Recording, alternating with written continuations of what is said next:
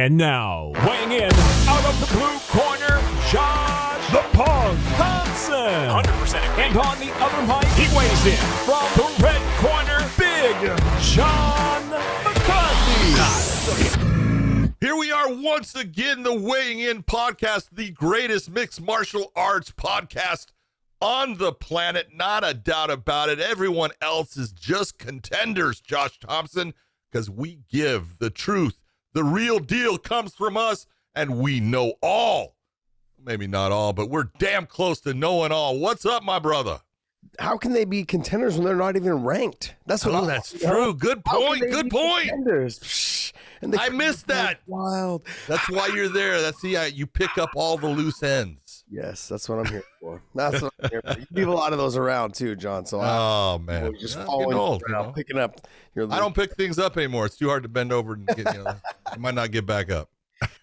John, let me tell you about the last 24 hours I've had. It's been a help. Oh man, I was telling David, I said I still have makeup on my face from Friday night because I haven't showered because my car picked me up at 3, jumped on the plane, it's an hour drive to the airport, jump on the plane, hour and a half to Detroit, 4 hours from Detroit to SFO, dropped off, my car picks me up, takes me home, drop my bags off, jump in my car, drive all the way to Sacramento, 2.5 hours to Uriah Faber's gym because one of my students was competing at like a fight to win type of show. So big match for him. He's all pumped and everything. I get there. He wins in like 4 minutes. Taps it. I turn around, drive 2.5 hours back, stop and get some lunch, some dinner for the first time. I get some food, real food. Then I get into Walnut Creek and I get food. Sit down. I'm watching the fights while I'm eating, get done. I'm watching, the UFC fights that were on, and I was kind of rewatching some of the Bellator show as well. So I get on the freeway. The way I want to go, apparently my MapQuest decides to take me the fucking long way, all the way around. So taking you around traffic. It's being helpful. You can say that. I don't know what it was, but it took me down. I ended up going over the hill into like near San Francisco and coming down 80 instead of coming just straight down the 680. It's just a big pain in the ass, man. Just a big pain. I didn't get home until like 11 something last night, 11:10, 11:15. I woke up and here it is. Here we are. What time is it right now, John? Sunday for you? At 5:30 in the morning, baby. 5:30 in the morning. So, hey, we are here for you fans. I wanted to give you guys my venting real quick, and hopefully you guys appreciate. Hopefully you guys can shed just a little tear. Yes. Just down the side. Just cheer for us, man. In the comments section, just write "and still" or like "crowd goes wild," because we are here. We are here early. Or taking it into deep waters. Yes, I love this.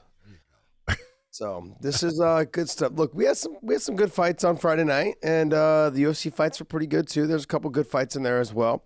Yep. I mean, overall, I think both shows kind of lacked a little bit of star power. We had the main card for me, and I'm just being honest, the main card for me for Bellator, it didn't quite live up to the potential that I thought it was going to be, but it was still pretty good.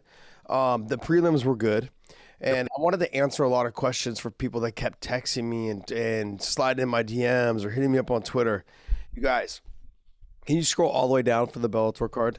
The first 3 fights, if you notice that the 3 fighters from there are from the UK. And they're from different time zones. And we have a deal with BBC. And so what they do is they try to make sure in good faith, it's not like a deal where it has to happen. But in good faith, we want to make sure that the fans in the UK get to watch their athletes instead of watch them while it's still earlier in the night and not at 4 in the morning. Well, it's not early in the night still, but as early as it could be. Yeah, so that's a big reason why you guys are like, oh, you guys are doing them dirty. We understand that. But if you guys notice, though, guys like MVP will be on the main card. We think they're doing them dirty, too. Trust me, we want them on the main card. Yeah, we do want them on the main card. But, I mean, in this situation, right, with Alfie, like the fight that I wanted to see was the Alfie Davis and Alexander Chablis fight. To me, that should have been on the main card because we had lost one of our main card fights, and that's why Valley Loretta slid up in there into that spot. But they really wanted to, with the UK market for the BBC, they wanted to have Alfie Davis and Brett Johns and Liam McCourt in that position there. But I think let's get right into breaking these fights down. The very first fight of the night was Alexander Chablis and Alfie Davis. Yeah. and both really good in the stand-up. They approach it differently, but it was pretty quick that you could see that Chablis was the guy. He was able to dictate when those engagements. He was able to cut the cage off on Alfie Davis. Alfie Davis is usually light on his feet, moving around a lot anyways, uses a lot of kicks. A lot of his kicks got stuffed. You saw Chablis, as Alfie would set up, he would see the setup for the spins. He would spin, Chablis would take a step in, that spinning kick would miss, and he'd get hit. It was just, when you're looking at a guy in Chablis who, in the stand-up, he's really technically tight and good. He doesn't make mistakes. He can wrestle. He can wrestle his ass off. He finally, took Davis to the ground at a certain point and, handled him down there like, it was not a problem for him in any way. He's got submissions, at his disposal. He's just the complete fighter. He's going to be a handful for everyone. That puts him to, I think, 20-3 for his professional record. Yeah, and his losses are split decision losses. When you look at I think he's been finished once early in his career, then he had 2 split decision losses or something like that. But he's the real deal. That he is good.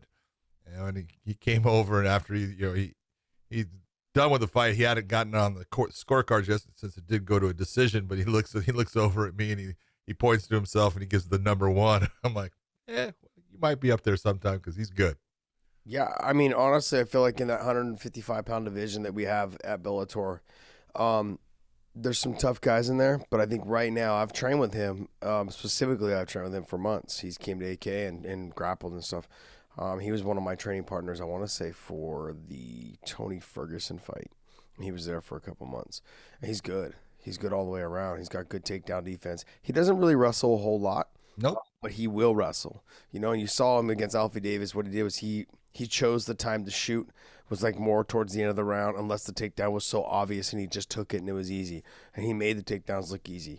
But you know what I've noticed is that he didn't have that swagger when I trained with him. He was a lot tighter. In this fight, he had a little swagger to him. He honestly reminds me of Masvidal. The way he moves his gloves, the way he's starting to, because he's training with him, training with Masvidal. And I had heard all this stuff before that Masvidal and him had been training together a lot for Masvidal's last couple fights, as well as with Dustin Poirier, since the three of them are kind of like in this little group where they work together quite a bit. So I saw that little swagger, kind of lifts the pant leg a little bit. He pulls up on the front pant leg. He does little things like that. That's a Masvidal type thing, and Dustin was doing the same thing. And so it's just funny because you see the guys, they start to pick up the same little tendencies, the same little swagger, the same little style. And he's good. He's really good. The only thing, if I was going to give any criticism, and I'm really just splitting hairs here, is all he had to do was throw a 3 and a 4. Because he kept throwing 1s and 2s, but you're fighting Alfie Davis, who you don't know where something's going to come from, So it could come from it could be an axe kick, it could be a spinning kick, it could be, you didn't know what it was going to be. So I think he was trying to get in and get out, but then as he realized the fight, he was taking it over, that he could do whatever he wanted. And so, I thought he fought a very good, smart fight. I know that there was a lot of probably pressure on him because there is a lot of hype around him, and that was one of the biggest criticisms that we got on Twitter. Was like, what do you mean Chablis on the prelims? Like, why is he the first fight? And I had to explain to people that he's on there because originally he was on the main card because it was going to be Brent Primus, but then Brent Primus pulled out, and so that fight got pushed down. So he ended up fighting Alfie Davis instead. So then now for the UK market, they put him on the very front of the card. And so, look, this is a business. They're trying to make sure that they're taking care of all their business obligations, and as well as trying to help, build their brand in the UK, which I think is a very smart thing by them. So also makes people want to tune into the the prelims.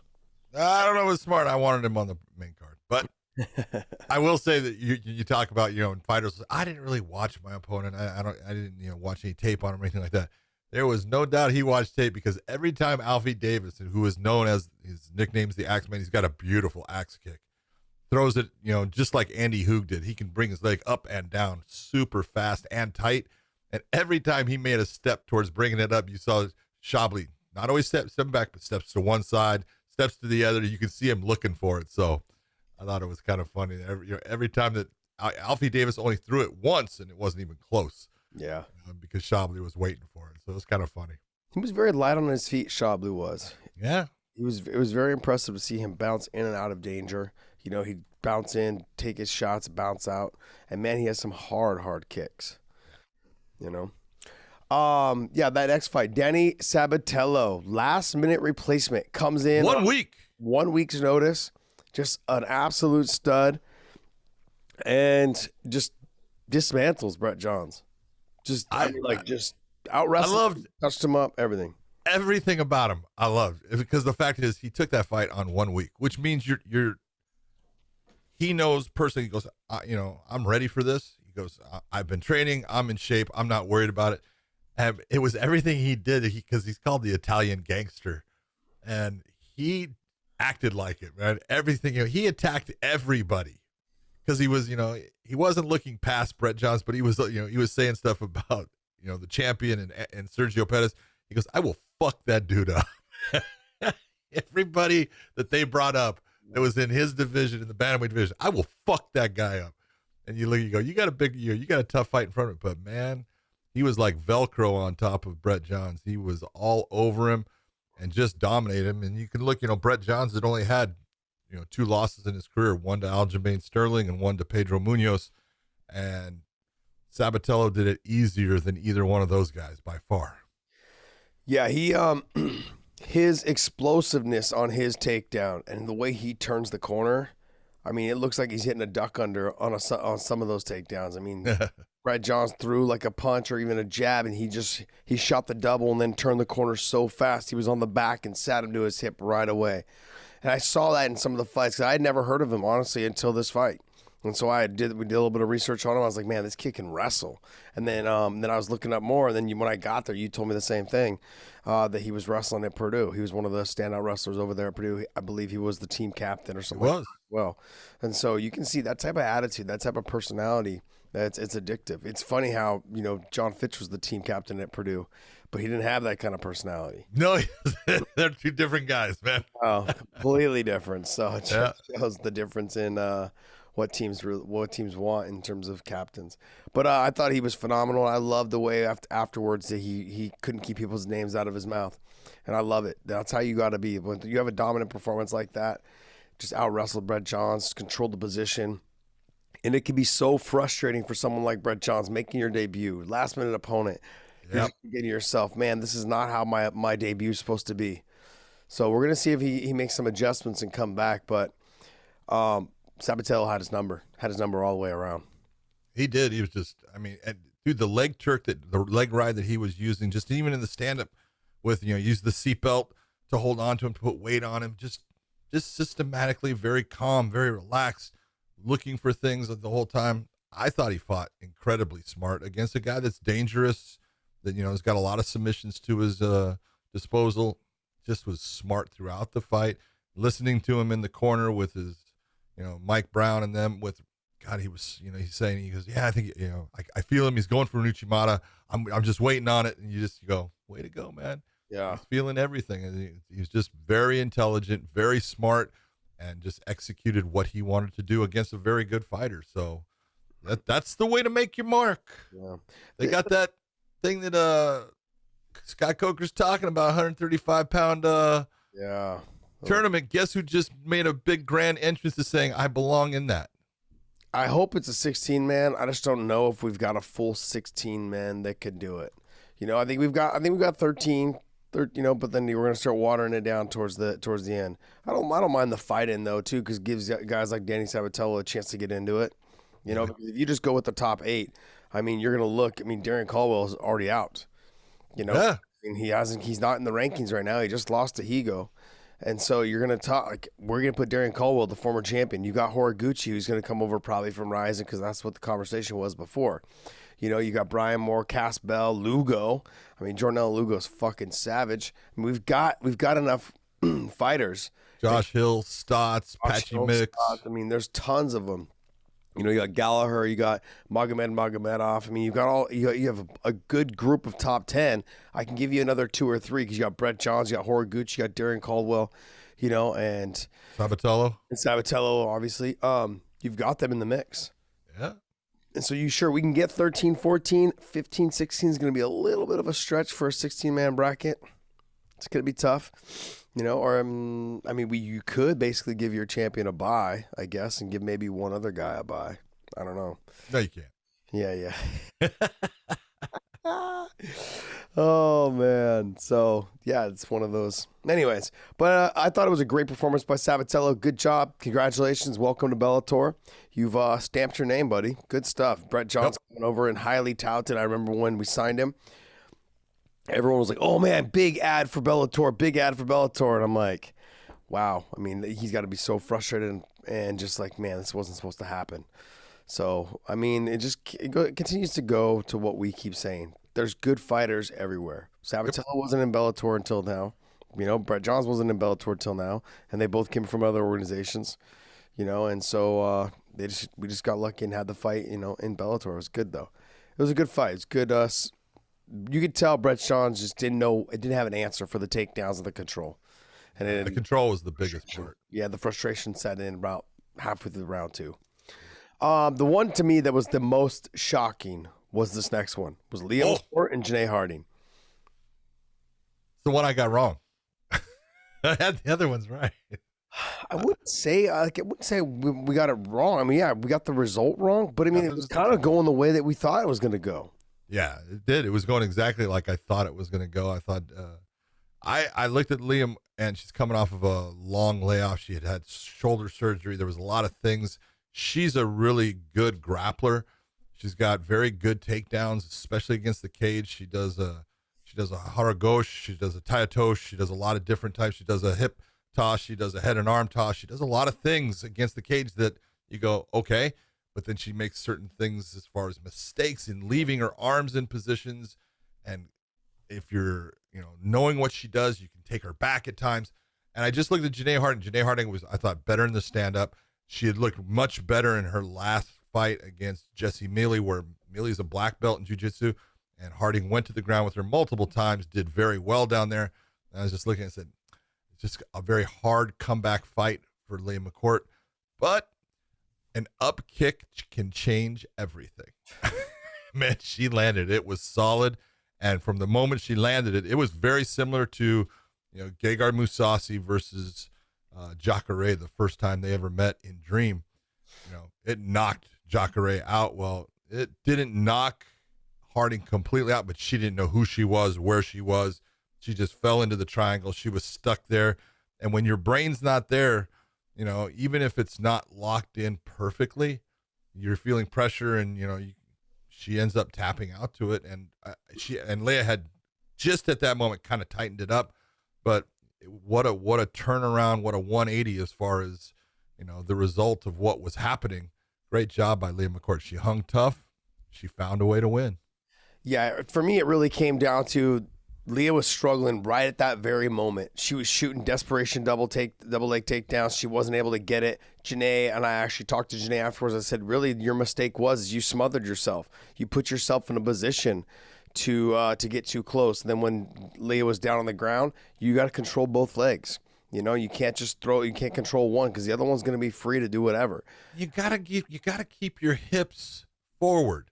You cannot bend at the waist and have your face leaning forward. Once your face is in front of your hips, now you can be kicked. If your face is not in front of your hips, it's very difficult to land that strike. Yeah, but John, it shouldn't have got to that. Honestly, even though I know she's been feeling a lot more comfortable on the ground, and we said that she did such a great job against Jessie Mealy also on the ground. I agree. You're right. I know what you're saying.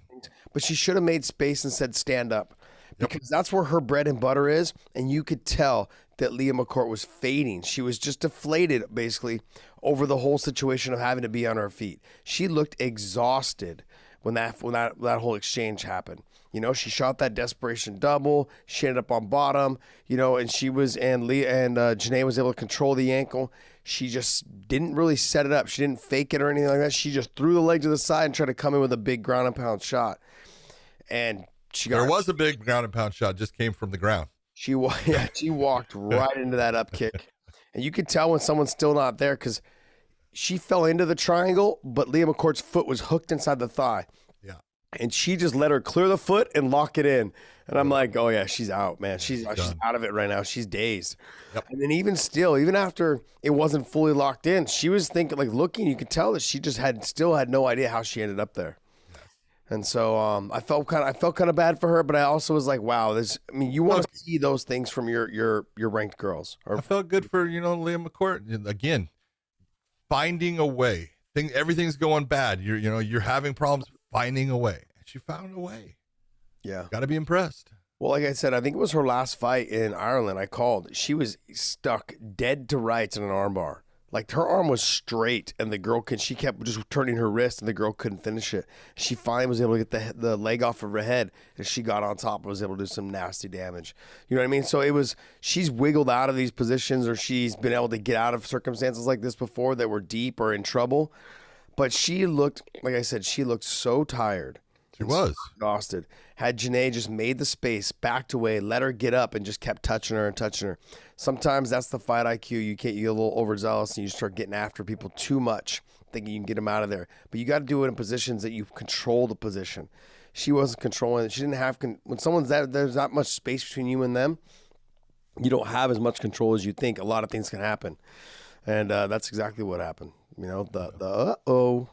But I mean, honestly, it was shaping up to be a pretty good fight. I mean, we were only 2 minutes of round 2, and it was pretty good. So that's what happens. It's all good.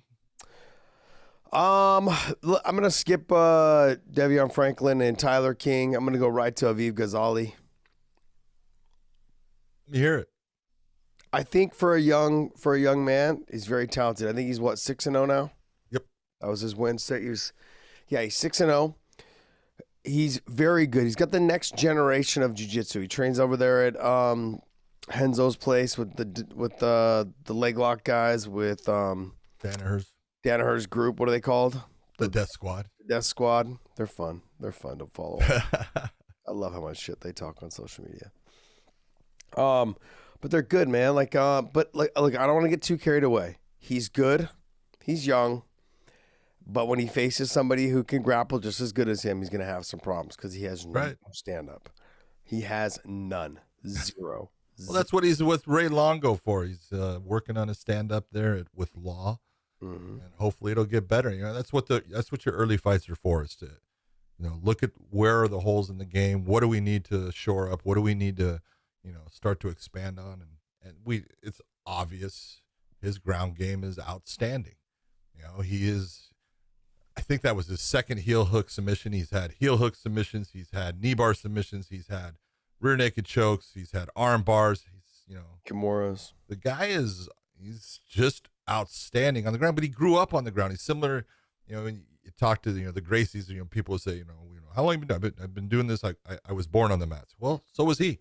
His dad was a student of Henzo's back when he was born, and he grew up there. His dad's been taking him ever since. And so his ground game is freaking damn good. Yeah. But, even in this, and I don't blame him. I'm not criticizing him in any fashion. He pulled guard to get this fight to the ground. Yeah. And I don't blame him because he'd felt it as far as his ability on the ground. It's like, well, you're not going to be able to hurt me down here.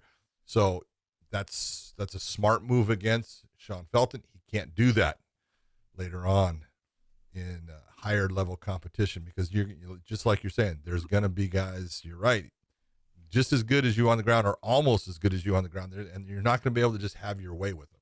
They're going to stop all these things that you're being successful with right now. So he's got to grow. He's got to get better, but that's what the fight game is. It's how smart are you in realizing I've always got to be learning. I've always got to be doing things to put more tools in my toolbox. So when they're needed, I have them and I can pull them out, and they're going to be the difference in me getting that win over that loss. Yeah.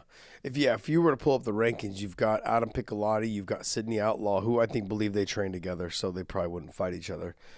Sydney Outlaw's out of the Henzo place also too, isn't he? Out of Henzo's gym? Yes. Yeah. Well, but now I think Sydney is actually training. I think he's training out of ATT right now. Oh, is he? Yeah. So then, I mean, like, the only person I would really see somewhere in there would be like maybe Adam to give him a good jiu-jitsu guy. But I mean, the rankings are going to change after this last week, and like Alfie will probably drop out, or Dan Moret will drop out, and Alfie will slide down one. Dan Moret would be a great fight for him. Dan Moret, he's got game on the ground, so that would be, and he's got stand up, and so in the stand up, Aviv would be in real trouble. But again, Dan Moret's got a lot more experience, a lot more fights. You know, he's a seasoned guy who, he's a good fighter, tough dude, very gritty, as we would say. Does not give in. So that might be too much for Aviv right now. Oh, I didn't realize that Jury and Sydney Outlaw were scheduled to fight on Bellator 261. Yeah, there you go. If we got these press releases. That's a good one. I have no idea what's happening in anything. I get the bout sheet and I just do the research. That's it. That's what I do. Oh, I wake up, I drink the coffee, then I do the work. Grant Neal looked good, man. Yeah. Grant Neal is a stud. He is a strong sumbitch, man. He is a fire plug. Yeah. He does certain things that you look and you go, yeah, that's just not normal, as far as most people don't have the strength to do that. He reminds me a little bit bigger version of a Sean Shirk. Yeah. He's kind of, body style wise, he reminds me of DC. Yeah. He really does. Same weight class, for when DC was in light heavyweight, but not as technical as DC. I'm not saying that, but stronger than DC, because he does things as far as ragdolling people. You go, that's just pure strength. That's not technique. DC's pretty strong. I know he is, but he's got beautiful technique, which makes him even stronger. Yeah, it makes it look easy. So he makes it look easy, where you look at Grant Neal, it's like, yeah, that's not DC type technique, but that's some strength right there. Yeah. He's a little, like you said, a little fire plug. Yeah. Super nice young man though. Great. Yeah, great guy. I didn't realize he's only 24. He's a baby. Oh yeah. He's been, he's got, those guys at Genesis and Elevation Fight Team. He's got Jake Ramos as his coach. Jake has done a great job with a lot of guys there, and he's getting better, and every fight he's getting better. And so that's really what you're looking at, saying, hey, man, he has not stopped. He keeps on making just little progressions in what he's doing. You got to figure Tyree Fortune was undefeated. Now, I believe that Tyree does not fight near enough, and there's a big difference. Let's be honest. I think this was the sixth fight for both of them. One guy's been fighting for 6 years. One guy's been fighting for 2. That's a big difference. Yeah. You got to be busy in the sport if you want to be part of it. And that's what Grant Neal's been doing, and it's been paying off for him. Yeah, he's tough. He's and the more rounds he gets, he just gets better and better. And every time I see him fight, there's one little thing that he has changed and he's gotten better at. He seems a lot more comfortable as well in there. Yes. When he had fought, I think his name was Hamza or something like that. He had fought someone, Hamza Salim. Yeah. Anyways, he had had a fight. Another one from ATT in Portland. Yeah, but he looked exhausted though in that fight. Oh, he was. And he was so tired. But then these last 2 fights, I know they were finishes in the second and one in the first, but he looks a little bit more relaxed out there. There wasn't as much pressure for him to seem like to get the takedown. He's feeling a lot more comfortable, and like you said, is the more you're in there, the more relaxed you are, and the more it becomes it's like you're home. You go out there. There's a flow to it. Yeah, you just feel like, okay, I've been here before. This is fine. I can do this. So, yeah, good stuff by him, man. Good stuff by him. Sadawad versus Nate Andrews. It was a good fight for when it lasted. For how long it lasted. Fight. Yeah, look, if there's one thing everyone knows about Syed Awad is he's got power in his right hand. And I said it on the broadcast. Hey, you got to stay away from that right hand. Do not let Nate Andrews never stayed away from it. He ate that thing multiple times, and it was the difference in, he just got diminished, in giant chunks by that right hand. And I give it to Syed. One of my criticisms, and I love the guy as a person. I think he's a tough ass fighter, but he doesn't make good decisions when he's in the cage. He, believes that I'm just as good as that guy on the ground. When you look and you go, no, don't do that. But he does it, and it gets caught, and then he loses the fight. and he's done that multiple times. He's hurt someone and then jumped down on the ground, and all of a sudden now he's fighting for his life because they're starting to put him in a submission. And you look at this fight, Nate Andrews. Let's just be honest, he's better on the ground than Sadawad. And I said, Saeed cannot make those same mistakes. If he hurts him, make him get back to his feet. And man, he did it every time. Stepped away from him, said, let's go, step back up. That's called being a smart fighter, and that's why he got the win. Yeah. Yeah, he's someone that throws caution in the wind, doesn't fight very smart. His fight IQ level can vary from fight to fight. Yeah. Normally, well, this one, it was high. Yeah, normally it varies downward, by the way. But this time, though, I agree with you. This time he fought a very smart fight, and the results showed. Hey, John, seeing that situation, it looked like he influenced the ref. He did stop the fight. Now, he didn't influence him. It's, this is where, as the referee, he hurts Nate Andrews. Nate Andrews is down. Dan is looking at the big picture, and then as he steps away, is like, hey, what do you want? Dan looks at Nate Andrews' face and goes, oh, yeah, he's done, because he sees his eyes. He sees there's no one home.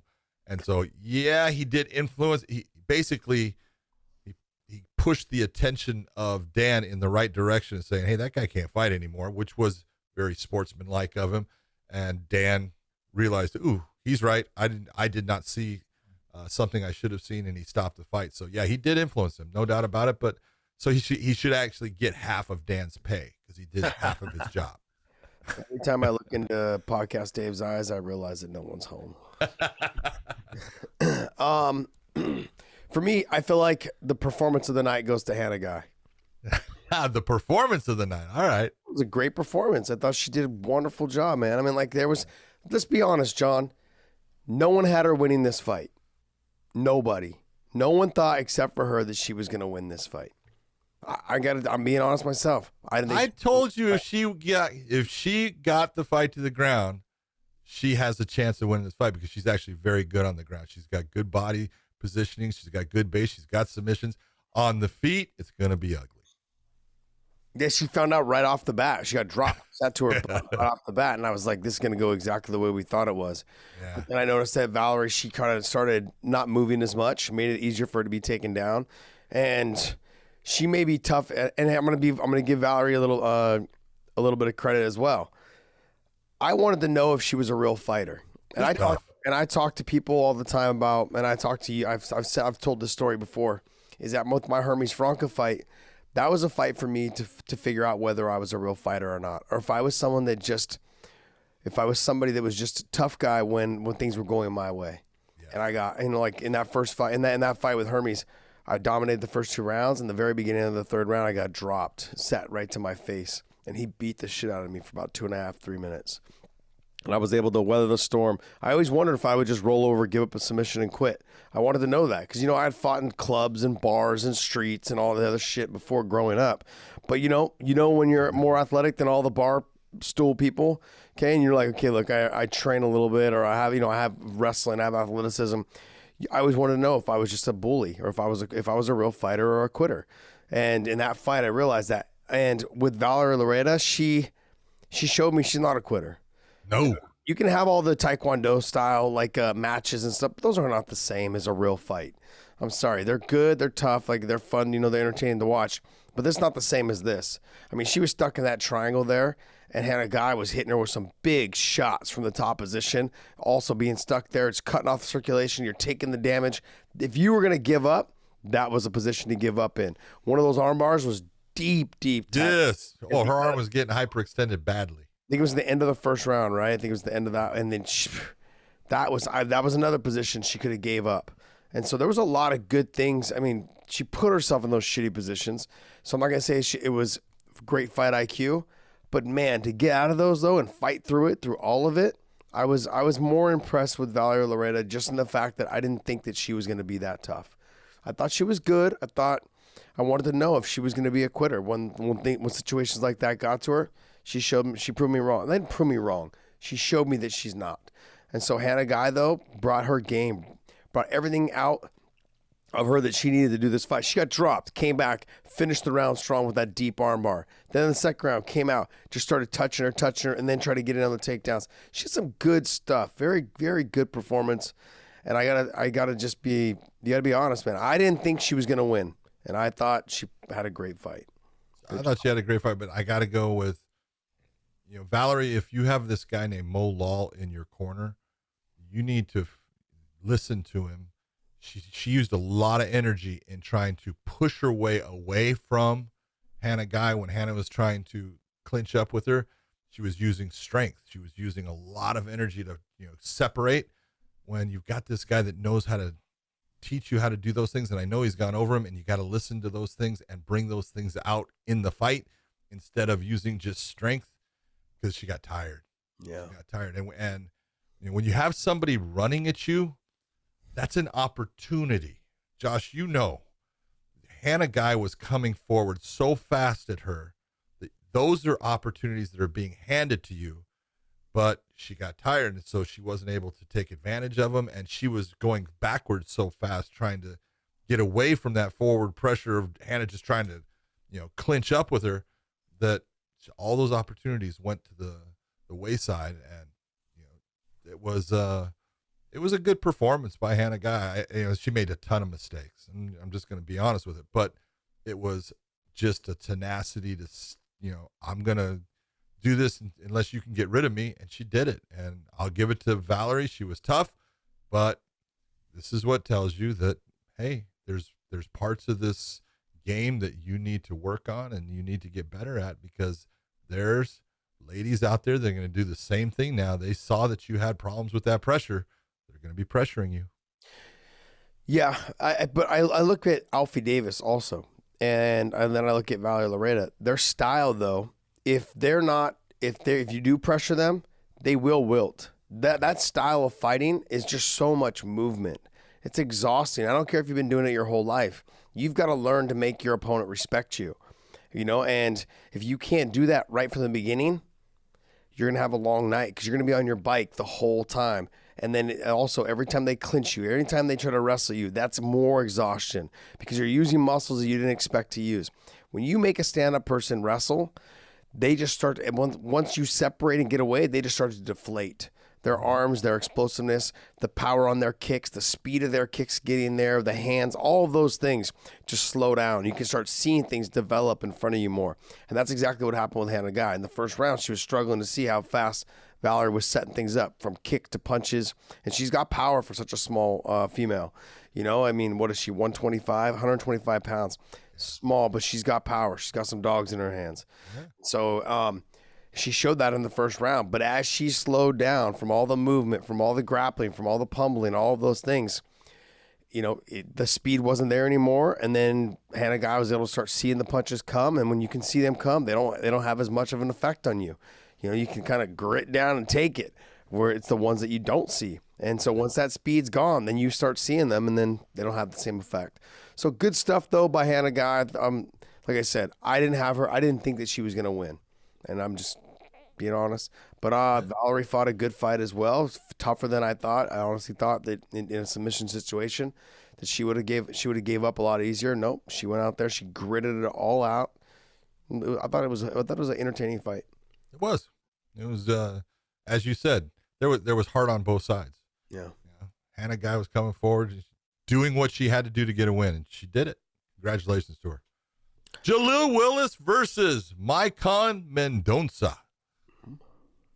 Jaleel Willis had some moments in there. He used that wrestling finally. Smart man. He was having problems with the length. He was having problems with the kicks.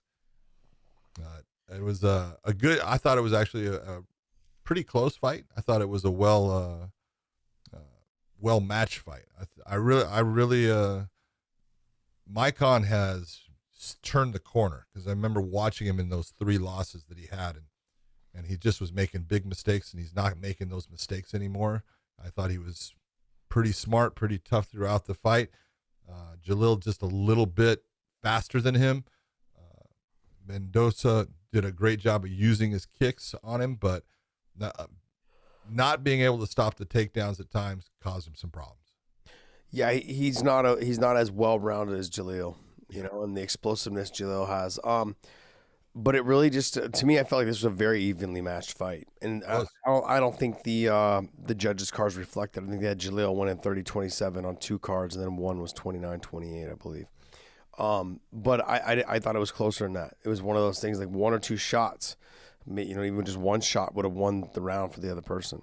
Yeah, I had it 29-28. I think I had it even going into the 3rd round. Did you? Yeah, I think 2 judges had it 30-27 for Jaleel. But regardless, to me it was a very evenly matched fight. But look, if you look at that fight, this is what and I'm gonna be honest again with the upfrontness of some of the Bellator fighters. Some of them have been fighting overly cautious. Both of these guys were throwing heavy heat the whole time, and both of them had great conditioning in that 3rd round. They were pushing the pace back and forth. Just one person needed to do one thing. Like one person could have stole the round had they did one more thing. They just offset each other so well, and it was great to see 2 former champions come up from LFA, but they both came up and they delivered a great performance. It was a fun fight to watch. If you're into that, if you're into someone that's a full MMA fight, that's what it was. Jaleel used his wrestling because that's what he had to do to get the win. Michonne just wasn't able to stop the takedowns. And when he did get to the bottom, he wasn't really able to mount any type of offense from there. He was able to get back to his feet a couple times, but it wasn't enough. So I thought that's what was the differentiator of the fight for Jaleel. That's how he dominated the fight. Yeah. But it was a good fight, though. It was fun to watch.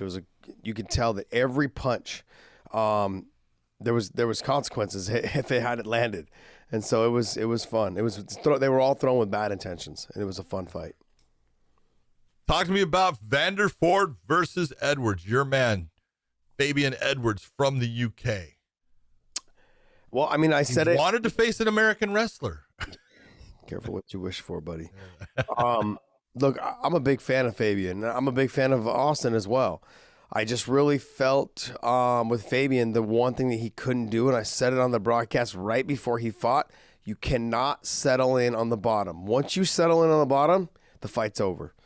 And that's only in a 3-round fight. Can you imagine doing that in a title fight? You settle in on the bottom against anybody, it's over. You cannot. You need to get up. Always focusing on sweeping and getting up, back to your feet. Then you could tell in the 3rd round, once he lost the takedown, it was done. He settled in. You started hugging the head, started hugging the overhook. All you're doing is locking yourself down. You need to be getting your forearms up underneath the chin. You need to be framing them away, making space. Slide that hand into the underhook. Yep, hit to the underhook position. You need to be bringing your knee up in between you and your opponent.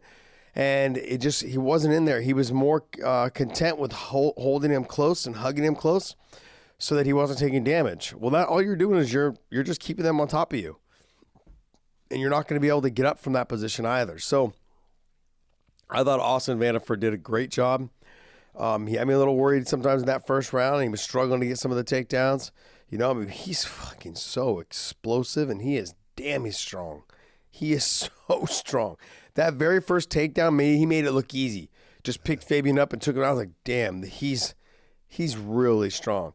But then, Fabian was able to wiggle himself back up and things like that after a little bit. And I was like, okay, if he keeps doing this, it'll be a good fight. But then Austin just kept getting the takedowns, And, the fight wasn't close, no matter how much blood you see on Austin Vander Ford on that fight in those ending pictures, the fight wasn't close. I think 1 or 2 of the judges had it 30-27. And 2. It was 29-28. I think it was 2. I had it 30-27. Yeah, it was, you could tell. Here's the thing. Even though the fight was 30-27, I know, and you know as well, that at any moment, Fabian Edwards could end that fight. Yep. That's what makes it a fun fight. And I felt the same way with Jaleel Willis and Michonne fight. Even though the fight seemed like it was skewed more towards Jaleel Willis, at any moment, Michonne could have ended that fight. And so that's what makes those fights fun, because that they're both really good, and that your opponent, even though he's down, he's not going to give up. He's going to keep trying to get that finish, especially in the 3rd round. They're behind. They had nothing to lose. But in the 3rd round, Fabian lost the takedown early, and he just couldn't get up from the bottom. Yeah, there's a couple things I looked at with that fight. First, for Fabian Edwards, what you did in the 1st round when he took you down, putting your back to the cage, even when he didn't have it, you were getting a butterfly hook, you were bringing his weight up, getting his hips up into the air. All of those things caused him problems They stopped his progression in being able to do damage to you. I know it was burning some of your energy, but that's what made it to where he was not comfortable in the fight, and you need to stay with that. That third round, it was like two completely different fighters on the ground from what you did in the previous rounds and what you did in the third round. Just crazy. If you're Austin, when you take a guy down and you put him against the cage and he's able to use that cage to get up multiple times, and then you have him up in the air, and all you have to do is turn the corner and bring him down into the center of the cage, but instead you put him down near the cage wall. Stop. Start using that fight IQ, son. You're the one that put him in a place to get back to his feet when you could have put him in a place where you, with your skill set, can do damage and keep him where you want him so you don't have to take him down again. So I'm just looking at these little things as far as both of them, and it's like both of these guys are really good, and both of them are going to get better, and they're not going to make some of the same mistakes again. In the stand-up, Fabian Edwards, his left hand is so sharp. It's freaking like watching art at times because he launches it. It's fast. It's straight. He's just got to use his feet because when he gets tired, his feet stop. And that's the difference of someone getting into him when he's moving, and he's just got, not that he's moving, as far as in and out and backwards. He's just up on his toes a little bit. He's very hard to take down. And he's just got to, get to that point where that's his mainstay when he's in the stand-up. Just slide your feet, use that sharp left hand. He's deadly with that thing, and he's got good kicks. He's just an athlete. You can tell he is physically gifted as far as he's fast, he's strong, but Vander Ford definitely deserved the win, and I give him credit. He got cut, two good cuts. One in the middle of his forehead kind of looked like Harry Potter. It was not a good one, but it was a good win for him. I was giving him a hard time. I said, did Paige walk past you and like try to put her fingers in there and finger you? Because she said it was pretty. She's like, oh my God, it's so damn big. I started laughing. But I mean, yeah, that fight, that didn't happen to the last 30 seconds. Yeah.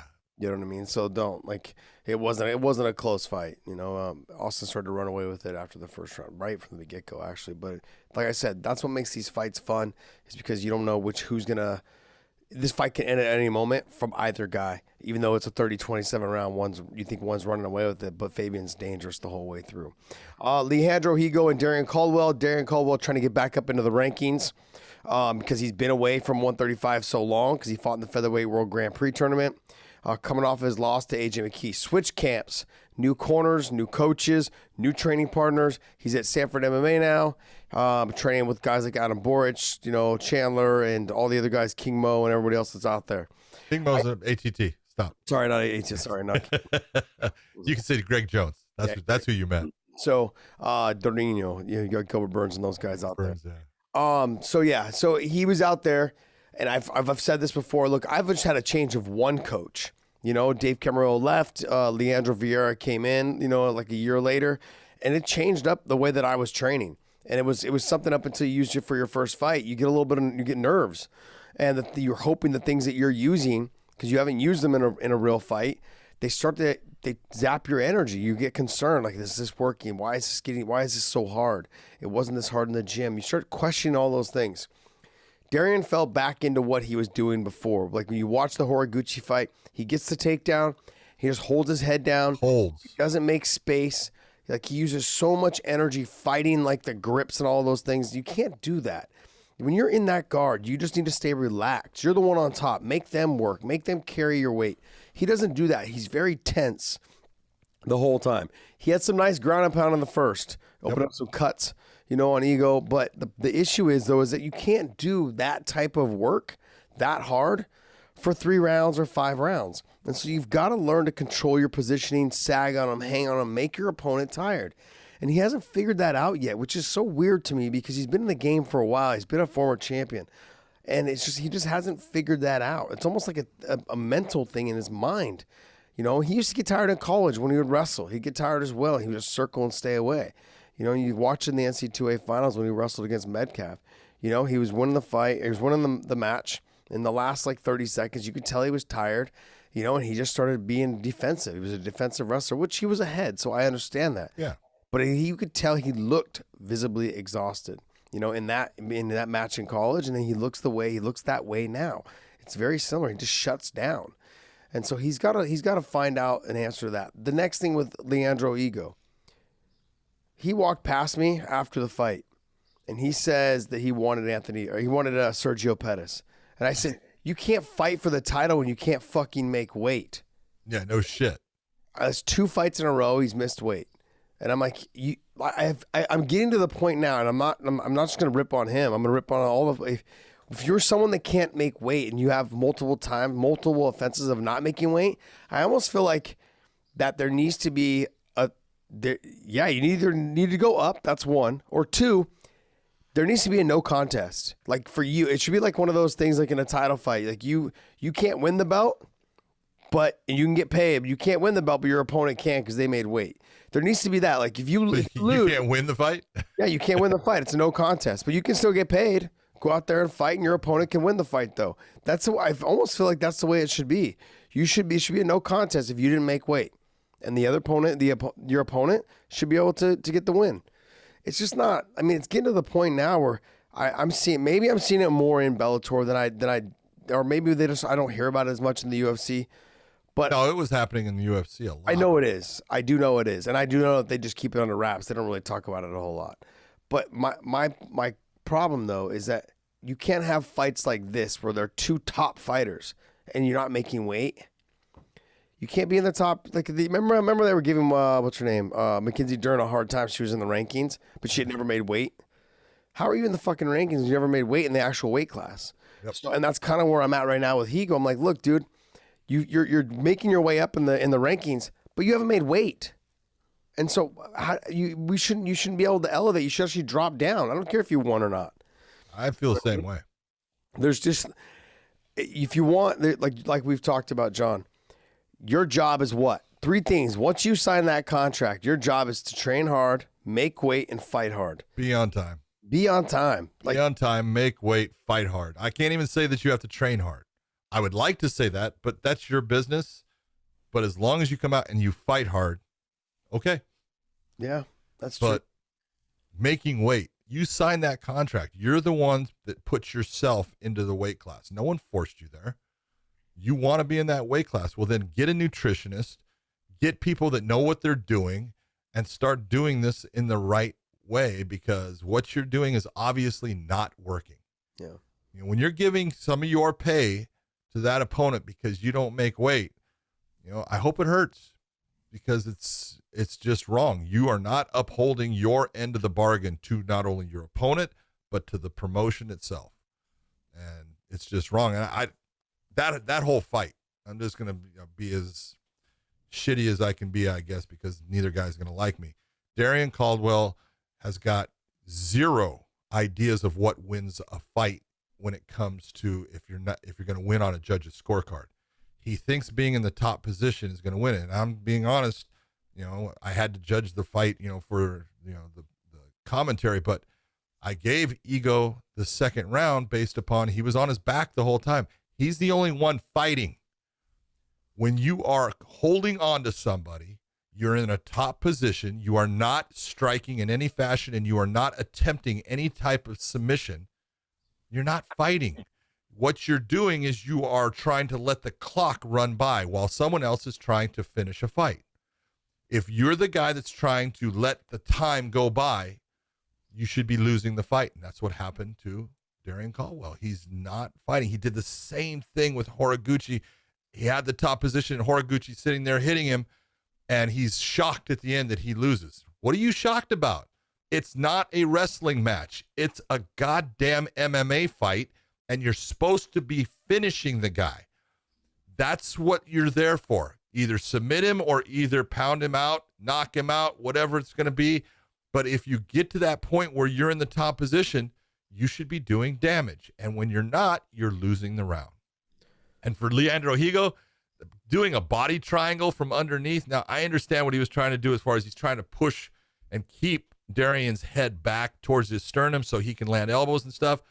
Come on, dude. You got to be kidding me. Your ground game's a whole lot better than that. You know, do something. You're locking yourself into that position and saying, okay, I'm just going to hit him with strikes. All right. But that's not what anybody wants to see. You are an entertainer. you are getting paid to entertain the people that are watching you. You're not doing your job.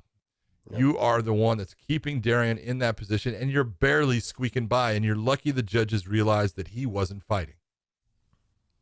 Yeah, that's true. Like, and I felt that way. I wonder if refs, do you guys think about standing them up when they lock that body triangle in? Absolutely. Now, the problem is, and what you're looking for is this. When you have somebody who is on the bottom trying to stall the fight or trying to, just slow things down, hold on, be in full guard, do a body triangle, what you're doing is you're giving time to the person on top. Is the person on top either doing damage or are they doing things to work past that stall? If they're doing that, even though it's slow, you're going to give them the time to do it because they have the top position. So you'll give them time. But when you have someone like Darian Caldwell with what he's doing and Leandro, that's when I stop it and I stand it up because Darian is not doing anything to try to pass that. There's no submission attempts or anything from Leandro. Yeah, that's when you say neither one of you is doing anything here to progress the fight. This is a bunch of crap. We're going to stop it and stand you up, and let's see if you can do something from that point. Yeah, there was a lot of implications in this fight, too, like Ego making his way up in the rankings after not making weight 2 fights in a row. Same with Caldwell. Yeah, and then Caldwell trying to get back into the rankings, and so it was for me, it was upsetting because, like I said from the beginning of the show, is that there was fights on the main card that didn't live up to their ability, and this was one of them. In terms of, and then, like I said, when Ego walked past me when I was at the desk, I want Pettis. You can't make weight. You didn't even make the weight. You don't even have the right to say his name or think about that fight because you don't put yourself in a position where that fight can happen. Yeah. Because you have to remember, for you to fight for the title, you have to make the scratch weight. You can't make with the 1 pound allowance. You didn't even make the 1 pound allowance weight. Yeah, dude, he was 137.5. Yeah, you missed it by 2.5 pounds. You have to make the scratch weight for a title shot, and he didn't do that, and so he hasn't done it twice. I know, and so I agree. When I look at him in the ranks, I'm like, where are you gonna go, man? When he fought Ricky Bandejas, he didn't make weight. Yeah, and so it's like, and if you're showing me that you can't make 2 times in a row, if you were the best fighter for that championship fight, I will not put you in it. Yeah. Until you show me multiple times you can make that weight. I'm not going to take that chance as a promoter. No. You're taking my championship fight and you're throwing it in the trash can based upon you not being able to uphold your end of the deal. Yeah. Yeah. And then he was telling me afterwards, like, before when I saw him at the weigh-ins, and he's like, yeah, I missed weight. And he's like, but this is my last time at this weight. I'm going to go up. And I'm like, okay, cool. You're going to go up. I'm like, it's kind of the dumbest time to go up, by the way. You're ranked in the top 5 or 6, and they're talking about a bantamweight title. You're going to go up. You're going to go up right when the $1 million is like, I can't keep doing this to my body. Well, why don't you, like you said, get a fucking nutritionist and take care of yourself? I don't know what you're doing, but you've made the weight before, so it can be done. So whatever it is that you're doing, stop doing that. Like, stop doing a couple little things to tweak your body a tiny bit. You've got time. The tournament's not going to probably start, if they do it, it won't start until probably like October, November, until December, fall. Somewhere in there. Yeah, until fall. Get your fucking weight down. You're talking $1 million plus your fight purse. And normally Coker will sometimes elevate their fight purses also if you're in the tournament, knowing that you're probably going to be, held up. You can only fight guys in the tournament, so you're based off, potential of someone getting hurt. You have to wait for them. So he elevates. He gives. Stop right there. Yes, sometimes yes. So, so just I know, right? Scott Coker right now is gonna. His hand is reaching from afar and smacking you. Yeah, right through that. But regardless, there's an opportunity for you to win $1 million on top of your fight purses. Yep. And, it would be foolish for him to go up, knowing that he can make the weight. You need to find a way to make the weight though in the last 2 fights, and he didn't do it. So that's upsetting. Next fight. I like the fact that you gave Hannah Guy the performance of the night, but this is my pick for performance of the night. Leslie Smith? And she lost. Yeah. She Yeah. lost the fight, but it was the performance of the night because, man, she did change what is her normal style. She tried to, not be that super aggressive and come forward and just take shots. She tried to be smart about things. She took huge damage in this fight, kept coming back. I mean, you talk about just giving everything that anyone can ask for. Giving, when I talk about, look, you're getting paid to entertain. Leslie Smith, man, you entertained. You gave it everything. You fought your ass off. You fought with everything that you have inside. You made all the water polo players, since she played water polo, she made them proud because you show how tough you are. She just did not quit. And when you're Chris Cyborg and you're landing all those shots and you're doing all this good work and this person just keeps on coming back, it does start to get in your head. It's like, man, what do I need to do to stop this one? Yeah. This is different because she had stopped her early in their first matchup, and it was definitely not the same here. Leslie was in the fight. She was my performance of the night. I just loved what she gave. Yeah, I would agree with you on that though too. She was the performance of the night. Just she came up short, and but there's just no quitting her, man. Man, but I think she needs to take a couple months off and let her body and her brain heal a little bit because she took some big shots. Oh, no doubt about it. She got dropped, I want to say 3 times throughout the fight. She took some heavy shots and walked through them. She was like Grant Neal said, like he's like it was kind of violent. It was like drinking water out of a fire hose. It's like, wow, that was the comment of the night for sure. But it's very expressive and everyone can understand. Yeah, that might not be a good idea. Yeah. She that's what it was like for her. I bet like every time she took a shot, it was like trying to put your lips to the fire hose. But yeah, definitely gave her the performance of the night. I thought Hannah Guy had the performance in terms of what she was able to do, and everyone had counted her out. In terms of just the heart and the grittiness and the main event, and just making sure that it didn't end up like the first fight. Man, Leslie's a tough dog, man. She is nasty tough. That is a scary woman as far as you talk about just mental toughness. Yeah. Whew, she matches up with anybody I know.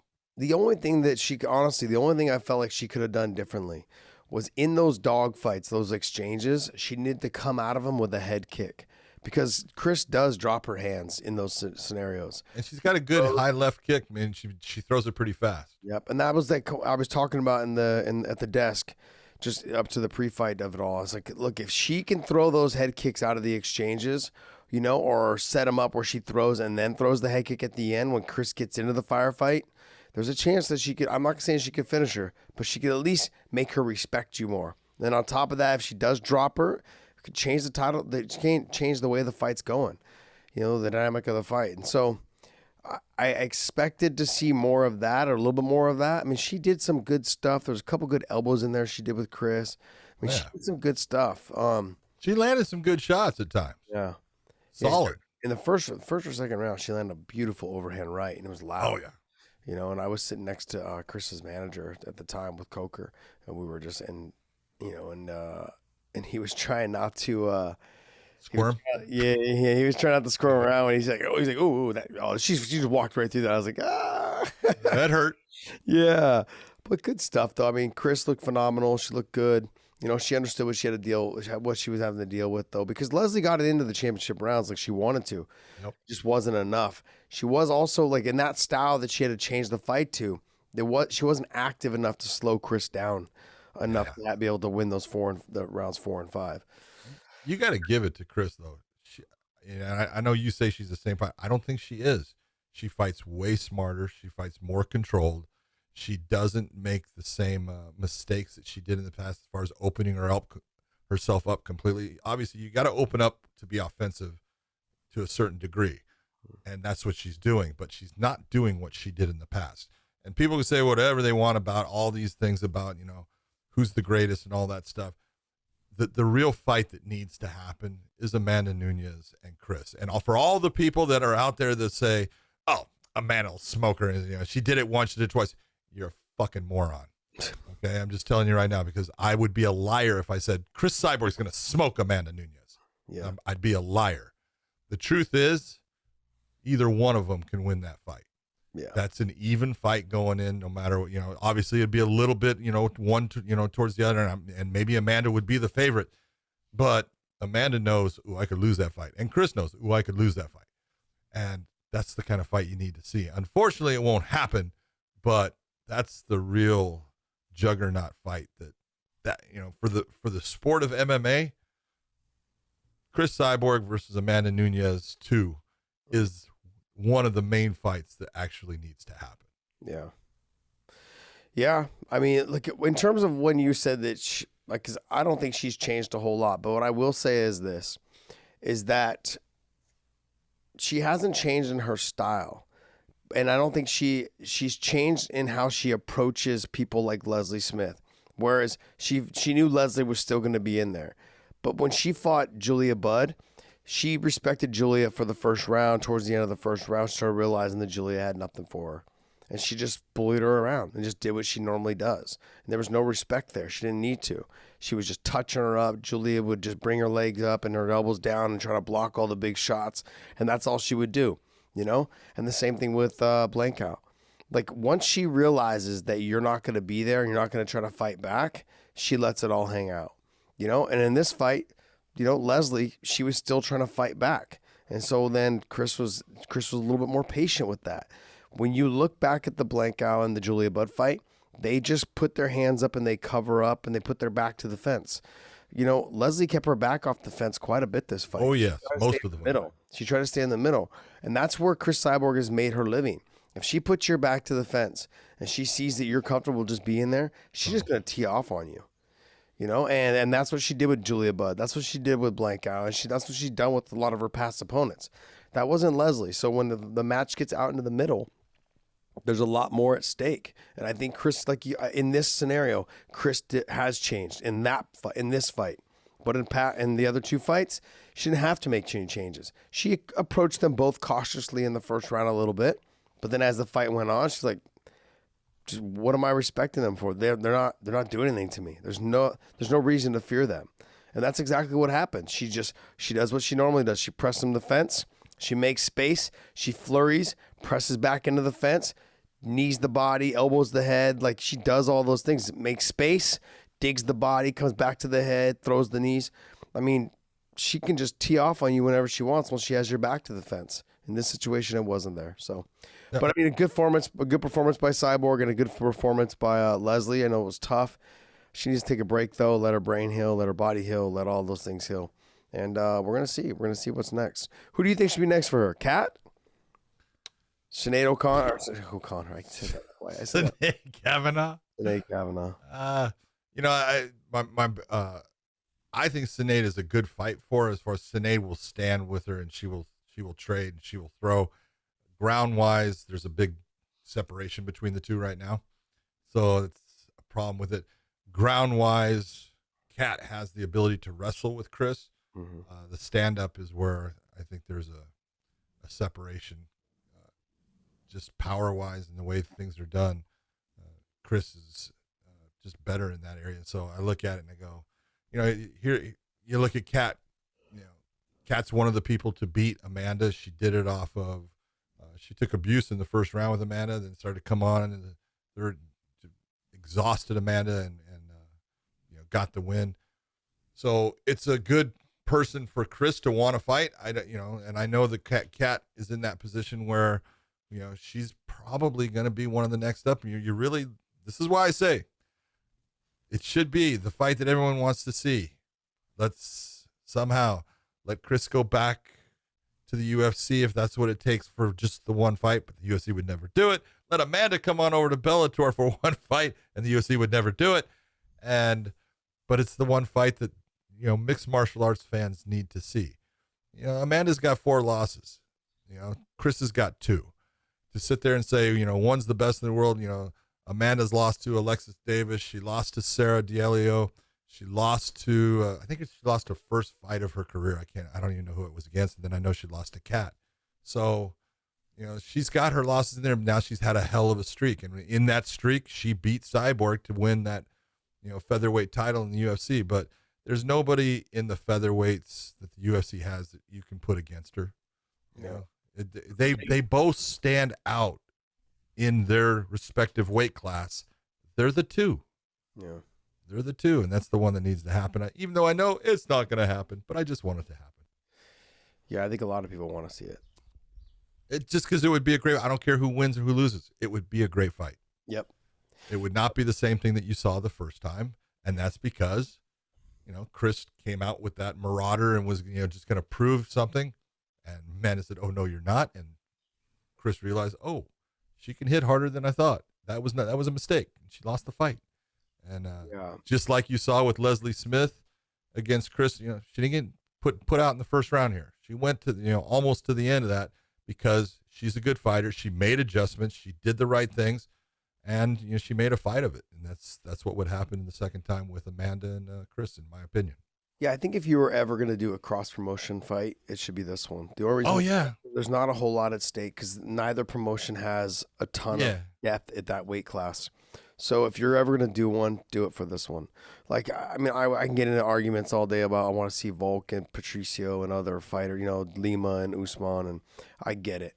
I understand why you don't do it because these champions are kind of like your backbone of your company. But with Cyborg and with Amanda Nunez, they have nobody else to fight. Just let them. And you look at the truth of the featherweights in the UFC.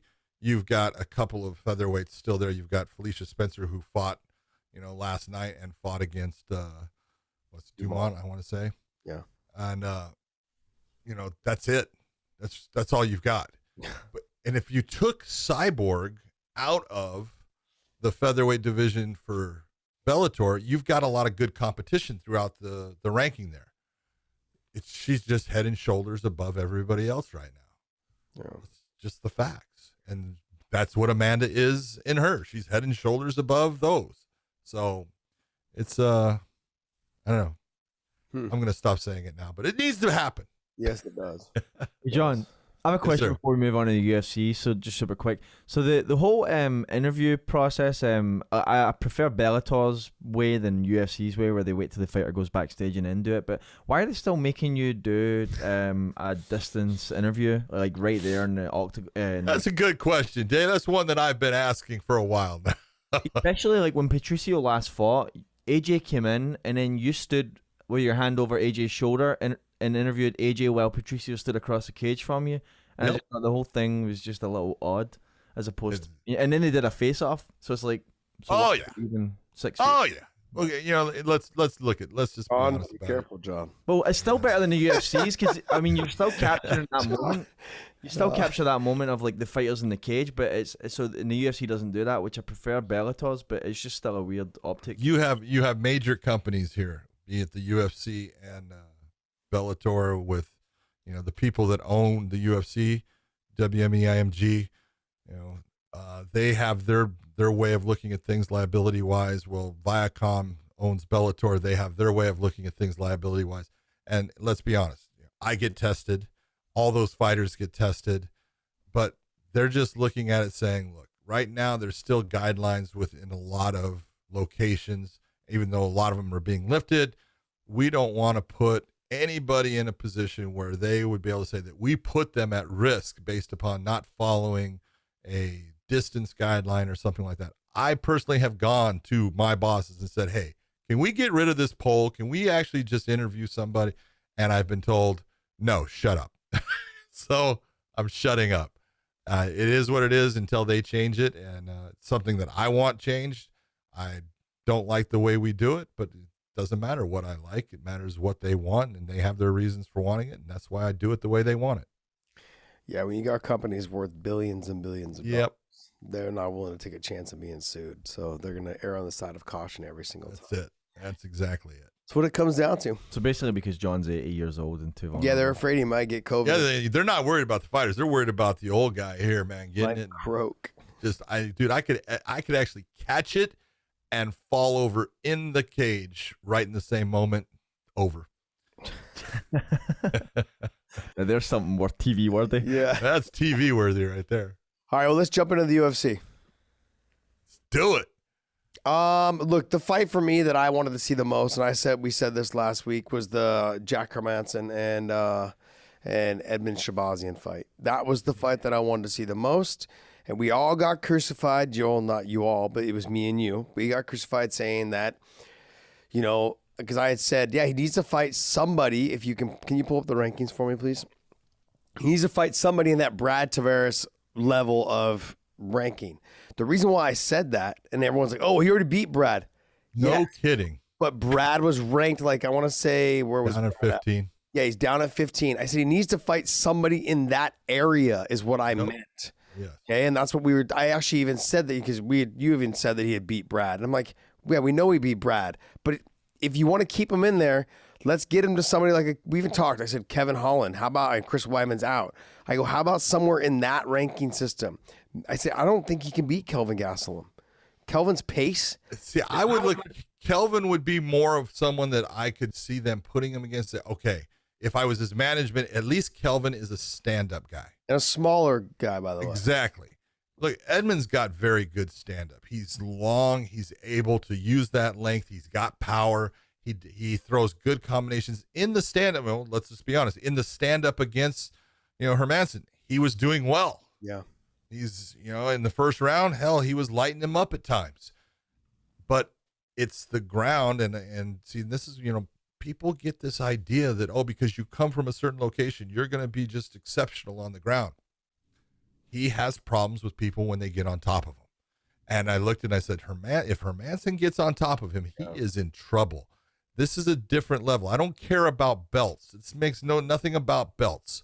This has to do with pure MMA skill and your ability to apply that skill in the cage. Hermansson on the ground, he may be a white belt in his, wherever he's working out at, but in the cage, when he is in a fight, that dude is a high-level black belt. He is a stud as far as his body positioning, the pressure that he's able to create, the transitions from one attack to another. He's outstanding.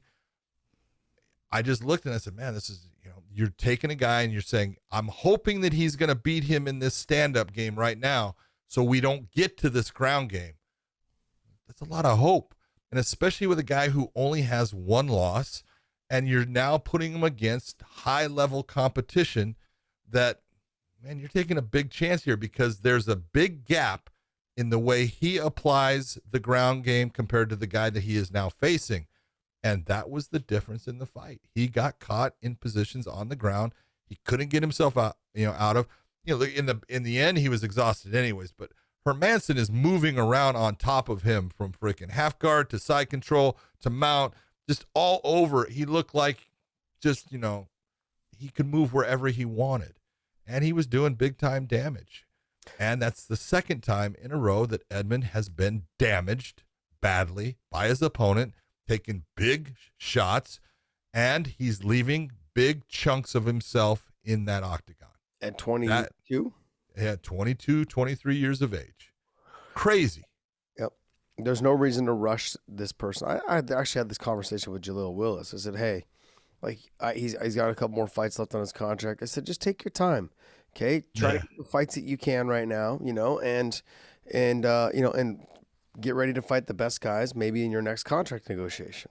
You know what I mean? So if that's the case with right now, he's coming off, 2 losses. When you're coming off 2 losses, and don't get me wrong, Derek Brunson and Hermansson are tough. They're top of the food chain, and they've been there for a while.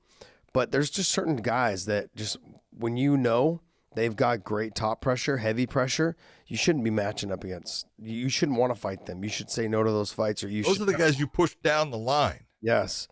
Those are the ones that if you lack the grappling, which you maybe are good on the ground, but when you give up positions, I could tell when Hermansson had the crucifix on him, he had no idea how to get out. Well, hold on. Bridging and flopping. Hold it. When Hermansson put the crucifix on him, it was because Edmund stuck his arm between his legs. I actually saw that. I'm like, oh my God, are you kidding me? Yeah. Look, there's no doubt he's good on the feet. There's no doubt he's young and he's talented, but his fight IQ right now when he hits the ground is just not there. And you're not going to get it by fighting the top 5 or top 6, 7 guys. You need to slow your roll a little bit. And like I said, go back to that Brad Tavares level of guys. And I'm not saying Kelvin Gastelum is that person. But what I'm saying is that Kelvin's a smaller 185-pounder. But the one thing that you also lack is conditioning in that third round. You looked exhausted going into that third round. That's because you got wrestled to death, in the second round. Yep. But Gaslam's going to do the same shit, and Gaslam's not going to get tired. Okay? He is someone that just does not get tired. He just keeps pushing and pushing and pushing. He's going to touch you up on the feet. He's going to mix it up. He's going to make an MMA fight. He is going to be, I think, a little bit faster than you in terms of like coming in, and he's going to change the levels a little bit more. He's going to make it a dog fight. And then when you're always kind of wondering what he's going to do, it's going to slow you down, which is going to make Gaslam faster than you. But I don't think you take that fight right now either. You've got to get a win. Yes. Fight somebody else. Get your confidence back on track, because you're not ready. You're not ready for the big boys yet. I mean, it's nothing against you. You have the skill, but you're not. You're young. You're young. You're 22 years old. This is why promotions, some promotions, this is why they slow play you. You know, he's fighting a couple. You know, give him 3 or 4 fights. You know, look what they did with Conor. They slow played him for a while. You know, and then when they did bring him up, well, I don't know about that. Okay, for Conor's first fight in the UFC, and look, he had been I want to say Cage Warriors, 2-weight champion, featherweight and lightweight. So, you know, I'd watched Conor back then, but when he first came in, he had Marcus Brimage. Mm-hmm. Okay, that was them giving a fight, but his next fight was Max Holloway. Max Holloway. Right. That's right. I forgot about the Max fight. And I was like, oh, when I personally at the time, I was like, well, this was going to say a lot. And I was astounded at what Conor was able to do in that fight, giving Max problems. And then they went back to, and it was Diego Brandao. And I was like, all right, they're kind of slow. They're dropped that level, which kind of surprised me, but they needed someone for a fight, and they needed him to look good, because that one was in, I believe that one was in Ireland. Yeah. And so, you know, it was, you know, his first, they gave him, you know, someone I thought, yeah, they're trying to move him along. And then they gave him Max Holloway. I was like, ooh. Yeah. So, yeah, he gave him Dustin Poirier after that too. After that fight. So yeah, I mean, you know, he's fought guys, but they were all really young at that age. But what I'm saying with Shabazian, right? He's got to go back to the winning ways. Give him somebody else. And they're also giving him guys with a lot of experience. Yeah. Look at Derek Brunson has made big mistakes in some of his fights, but he's, you know, there's a lot of experience there, and he's learned from that experience, which has only made, and he's a man. Yeah. And I know this is not nice, but at 23 years of age for Edmund, you're just coming into those levels. You're just starting him, where this guy's been at him, and he's got, you know, just a different mentality based upon all the things that he's gone through. It's just different, man. You know, it's rare to get a young guy that can be in those dogfights with that veteran guy that's had all that experience and come out on top. Once he can't get him, you know, out of the fight real fast based upon how fast and slick they are. Yeah. Okay, so I mean, I fully admitted that the next fight, Ricardo Ramos and Bill Algeo. I missed the fight because I was coaching one of my guys. El Perfecto. Tournament. Yeah. So I missed the fight. I caught like glimpses of it. I caught a little bit of the first round, and I saw the end result. So I missed that fight. So John's going to talk about it a little bit more in depth. You know, I in that fight, I really very impressed by, and it's not Ramos, it's Ramos, is the way they're pronouncing it. So I'll say Ramos. Really impressed with his overall game, because I really like Bill Algeo. Bill came into the UFC. You know, I'd seen him on the regional circuit before, but he came in. He was against Ricardo Lamas and put on a great performance. Really did. He had Lamas hurt in that fight during time. So really had a great performance. He ends up losing the decision, but had nothing, you know, to feel bad about. Came, you know, Spike Carlisle, he ate him alive in another decision. And this one was a great fight. It was a very entertaining fight back and forth, but it was just that Bill was losing just the major moments of the fight. He would land shots, and then he would get hit with a shot, he'd get taken down. Ramos just was the smarter fighter, able to apply what he wanted to do in the fight more often than Bill. And, you know, very entertaining fight, good fight. I don't think it drops, you know, Senor Perfecto. I love that name with Algeo. I don't think it drops him down anymore with the UFC. I think he's going to be in that same spot that he was at. He just needs to kind of just think about his technique and what he's doing at times in opening up, and how tight he should be at times compared to what he is. But was actually a closer fight than it looked. It's just that, Bill kind of lost almost like every round just by a little bit. Yeah. We have those fights, we were talking about with the Austin and Fabian fight. Like, Fabian was losing the fight. I mean, the third round he lost a lot, but he was losing the fight. But like, you just know if they get back to the feet, the fight could end at any moment. So he lost, but it can still happen. Yep. And so those are the kind of fights and the fighters that you want to have. To me, Norma Dumont, she looked fast. She looked like she had some power in her hands. And Felicia Spencer had no answer for her on the feet. I know it was a split decision, but I mean, I don't know. Yeah, it shouldn't have been. It shouldn't have been. I thought Dumont won 2 rounds at least. Clearly. Yeah. And so, don't get me wrong. I like Felicia Spencer. I like her. So do I. I thought Dumont dominated the position. That's a fight. I mean, that does kind of interest me now. Like her and maybe Amanda Nunez. Yeah, that fight, I know, I get what you're saying, but I'm not saying that it needs to be next. What I'm saying though is that, like we're talking about, there's not a lot of people at 145. I could see it happening if you want to keep your champion happy because she doesn't want to cut back down to 35. Well, let's go ahead and maybe talk about that fight next. Or after. I think she has one more. She has a fight right now. She's already lined up for Amanda is, I believe. But yeah, I don't know. I thought Norma, the one thing that really impressed me about Norma was she made Felicia fight her fight, the fight that she planned for, the one that she wanted. It was just speed in the hands and on the feet and a tighter stand-up game overall. She ended up taking Spencer down.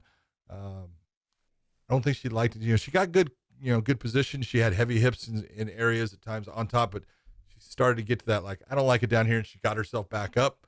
And I thought she clearly won the fight, but I don't think she's ready for Amanda Nunez. Again, I take a look at, she's a good fighter, and I think that Felicia Spencer's a good fighter, but it's similar to what I was saying about, the entire lineup. Bellator's got a great lineup of featherweights. They're just not at the level to beat the one at the top. And I think it's the same thing for Norma when it comes to Amanda. I'm okay. Let me rephrase what I was saying. Go. I like that she won and she beat Felicia Spencer in terms of now it adds a new name that we weren't thinking about. And that's what I meant. Like I'm not saying she's ready to fight her now, and she probably will never be ready. But you know what I mean? Like, but it just adds another name of saying, you know what, we could potentially have her fight Amanda, with another win, whoever she fights next. I mean, but she wants to go back down to 35. She only went up to 45 to fight Felicia Spencer. I'm like, stay where you're at. Stay at 45. But there's not a lot of fights further. She beat Ashley Evans Smith the last time, and she did a great job in beating Ashley. And again, Ashley trying to take her down, couldn't take her down. She just peppered her on the stand up and got the win. But there's nothing there if you're in the UFC. Yeah, but other than Amanda. Yeah, but they've got to have fighters. They got to have fighters getting ready for her at that weight. Otherwise, you got 35 pounders coming up to 45, and that's not fair either. Let's just let her establish her weight at 45 and have other girls that are there. Like, there are girls, but they've got to have a division. They don't even have it on their rankings. There's no one. There's Amanda, and there's no one below. They got nothing. Yeah, but I'm saying though is that, like, at least put Dumont in that weight class now, along with Felicia Spencer. Put them there, like showing that there is somebody there. It just looks really bad. Like, there's no one underneath there. It's just like, okay. It just looks like they have 2 pictures up there, and they just it's almost like a mistake. Like they fucked up and put cover up there for the champs. They gotta have her picture twice.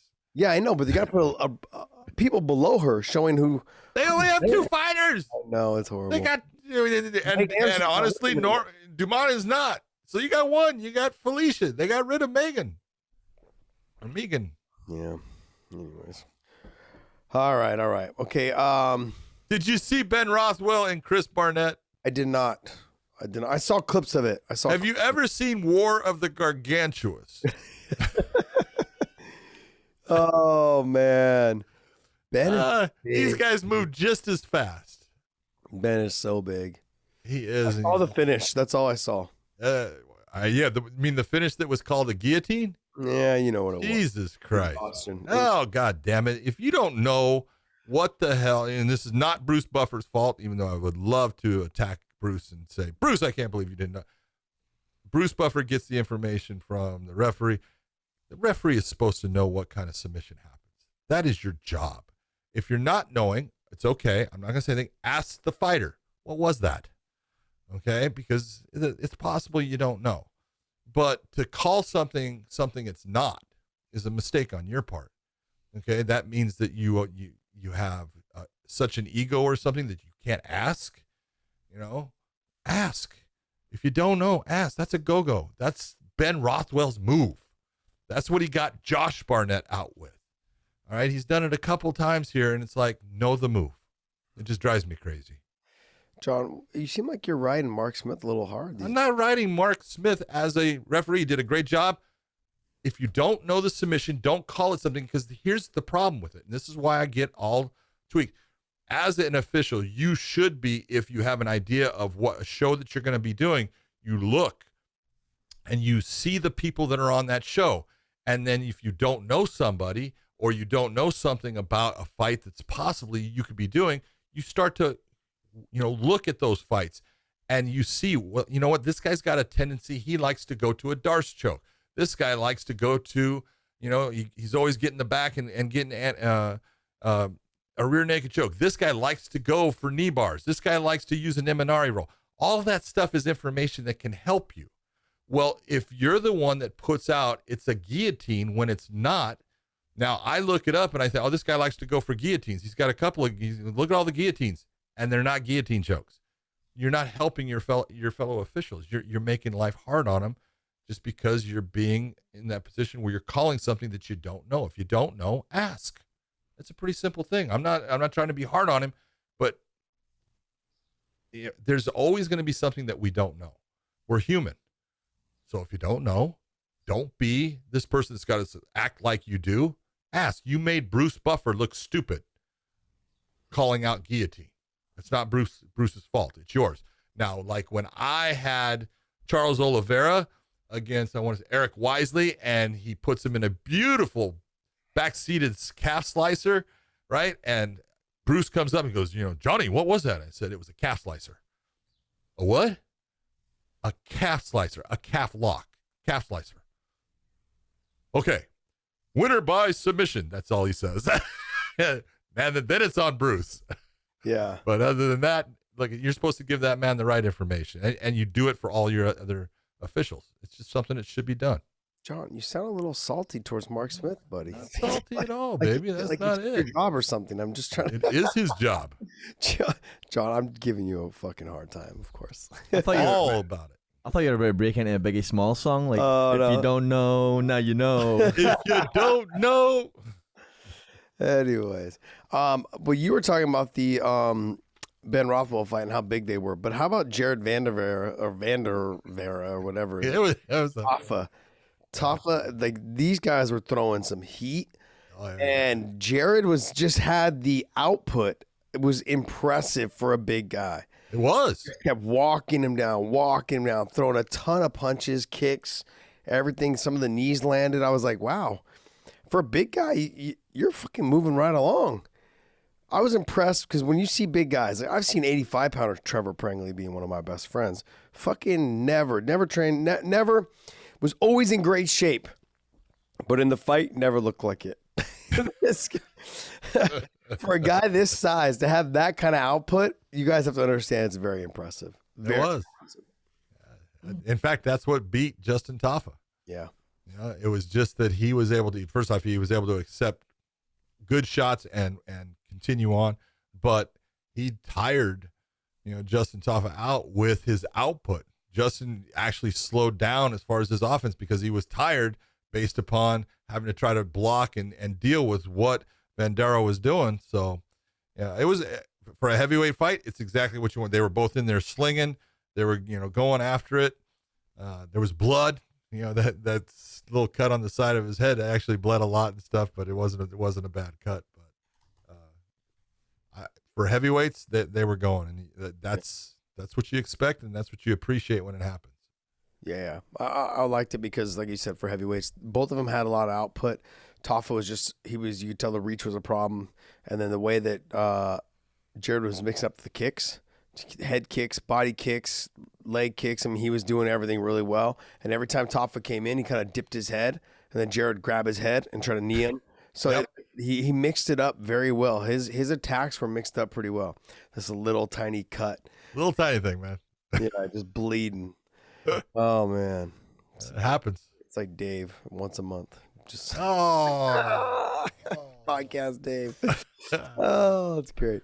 All right, so you know what? Carla Esparza, to me, probably performance of the night. I swear to God, she cracks me up, and I've seen it every time I've ever watched her fight, anytime I ever refereed her. She looks like she's going to an execution, her execution, when she walks in the cage.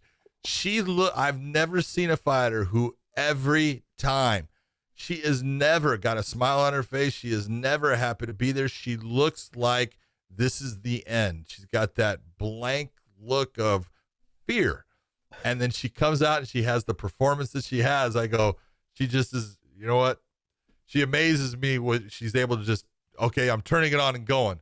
Because take a look at her. If they have a photo of her when she's getting announced, and then she'll put her hand up almost like she's embarrassed to put her hand up, like, you know, when Bruce says her name, and then she comes out, man, she dominated Yan. Dominated her. Oh, it was yeah, she from the very first takedown, it was dominant. Oh. Very first takedown. Look at her. Look at that face. I wish you guys. She's being executed. I'm telling you. Yeah, look it up on you guys. You guys will see her entrance, or when she's sitting in the cage and Buffer's announcing her. She has no expression on her face. She's just looking at her opponent, and she just realized she's at the gauntlet and now ready to be executed. Yeah, the guiotine is there. It's just a matter of them sliding her into it. Oh man. Look at this. Look at her put the hand up. No, nothing. Just, you know, nothing. I can't believe I'm here. How did this happen? And then she goes out and does it. Myself when I'm in there. Like shit. Like, how did I fucking end up in this position? And Jan's got that look. She's bouncing. She's got that, you know, head movement back and forth. She's looking. It's like, oh my God, Carla, are you kidding me? Is this? And then all of a sudden goes into a beautiful takedown, transitions, nice chain wrestling, gets her to the ground, dominates her on the top. I was like, she just is. She's amazing. I love Carla. She's a sweetheart of a person. You know, she's got really good wrestling and she's tenacious with it. But man, Carla, you got to smile when you walk in the cage, please. For me, just she's a beautiful girl too. Tell me. Oh, I know. Tell me you want to be there, please, because you have me scared to death every time. Yeah, she's nasty, man. I mean, I don't know. I always wonder about her because she used a ton of energy in her wrestling, and though when she fought Joanna way back when she lost. Oh, that was... Yeah, but she had no answer. Like, once the wrestling didn't work, she had no answer. Yes. You know, she's been working a lot on her stand up, and we didn't see a whole lot of it in this fight because she didn't have to use it because her wrestling's so damn good. But she's got to continue to get better on the feet, because I think if she's gonna make that, she's got a case, I guess, maybe to be next. Oh, she's already beaten. You know, she's got to win against Rose. That's how she won the title. Yeah. Think about it. They had that show with Misha Tate and Ronda Rousey as the coaches. Mm-hmm. That's how she won the title. She was the person that, you know, held that title first, and that's the person that she beat her. I remember we had the Ultimate Fighter, and I was there, and I actually thought Rose was going to win that fight. Didn't win it, man. Carla just dominated her. Damn. Well, be good for a fight. I mean, I thought she had a great performance, good stuff by her. But she does have a case for her to get back up there into that title. Yeah, absolutely. So, talk about it. Let's go. Talk about it. Let's fucking go, John. I told you. Oh. You know when John was talking about earlier about Mark Smith, if you don't know something. Being an ass, huh? Be an ass. John has a tendency sometimes. Look, the speed belonged to Cody. The wrestling belonged to Cody. Yep. I think he put too much pressure on himself to get the takedowns. He did a great job of getting takedowns in the earlier rounds. But when you're not used to doing it as much as you used to when you were younger, it's exhausting. And not only when you get the takedowns, you need to control the position. You don't need to pass. You don't need to do those things. He kept trying to pass and Rob kept trying to get up. You know what I mean? So there's a lot of things that he could have done better that he just didn't do. And so I don't know. It just frustrates me. There was things that impressed me with Cody as far as, we had talked, and if you remember, there was that moment where you said, I think Rob's faster. I go, no. And I did my little thing because Cody's fast. Yeah. He is really fast. But I thought Rob had more power, and I will give it. He touched Cody a lot, and he ate all those shots, and he kept himself in the fight. He was, I think, being tired was a big part of his inability to stop some of the things that was happening, and it slowed his offensive output down. But even in the fifth round, look, he came out to fight, and Rob fought a beautiful fight, smart fight overall. Took his time, did not get into bad positions with him, but kept putting just shots. And he wasn't trying to knock him out with a big shot. He was just trying to touch him. Yeah. And that was the big difference. He was able to touch him a lot, and just Cody getting tired. And I do think part of it was, maybe it is that, when you don't wrestle a lot and then you do, it does tire you out. There's a difference. Same as if you're a wrestler and you don't stand up and fight, and then you have to. It's exhausting. Yeah. But here, John, Cody was the faster fighter, but the speed didn't play as much a factor because Rob had a 6 or 7 inch reach advantage. Yeah. Is what they were talking about. So I don't know if you pull it up and see what his reach advantage was, but it was a lot. So they were talking, I believe they said 6 inches. Anyways, regardless, it was the speed. It's harder to get in and close that distance when you don't have the advantage on the reach. So your speed's there, but getting in is not. Now his wrestling was on point. I was like, damn, he's a way better wrestler than I ever gave him credit for. I knew he had good takedowns, and I had seen him use them several times, but it was the control on top. Once he got there, he almost felt like when I was watching, almost felt like he felt nervous down there, or he just didn't have the control, or he was a little bit of that Darian Caldwell. Wanted to hold him and not do a whole lot of damage. And when he did posture up, he gave too much space, which cost him 6 inches. 6 inches, yeah. And that's what we talk about. When we talk about that grappling situation, close equals control, while space equals escape. And you, as the person in the top position, you've got to manage that of how much space do I give to the point where I can maintain that control, but I've got to at least get something so I can at least, do some damage by creating a space that allows me to hit with some power. Yeah. Where does Cody go from here? Dude, take a look at his age. Take a look at his age. Young, he's 26, 29. How old is he? Just pulling up here. 29. Should be 29. He's got 29 years old. He's still on the downside of 30. He's got a lot of years left. He's got at least 4 or 5 at least. He's got a lot of years because he is fast. He still has power. He can wrestle. He just needs to just hone in, what made him what he was coming up, and that confidence. Josh, you talk about it all the time. He had one win. Let's be honest. Okay. The one win, and it was, spectacular knockout, but it was one win. And yeah, that helps, but it's not the same as being on that 2, 3, 4 fight win streak. No, I know. Yeah. So he just needs to get some wins. Yeah, but I think also too that Rob's been active. Cody has not been active. Exactly, and he also he was sick with the COVID thing and had problems. And yeah, I mean, like they were saying he had blood clots. I didn't know he had blood clots. I knew he had like some respiratory issues, and he was struggling to get back to his conditioning, his cardio, like some athletes have had in the past. With when they got COVID, but he apparently had some blood clots, whether it was in his legs, I don't know. But you could tell, like he just didn't seem like he had the same energy that he normally has. Like when he fought Dom and we fought other fighters, he seemed like he had more energy then. I don't know. I think like you said, he's under 30 years old. He's got plenty of time to make another run. And losing to someone who's been an active fighter, you coming off the COVID situation, I'm not ready to count him out. I think also too, people wanted to say, oh, his chin's gone. His chin is not fucking gone. God, no, man. A head kick right to the fucking face. And I was like, holy shit, you're still standing. I mean, I said this last week on our show.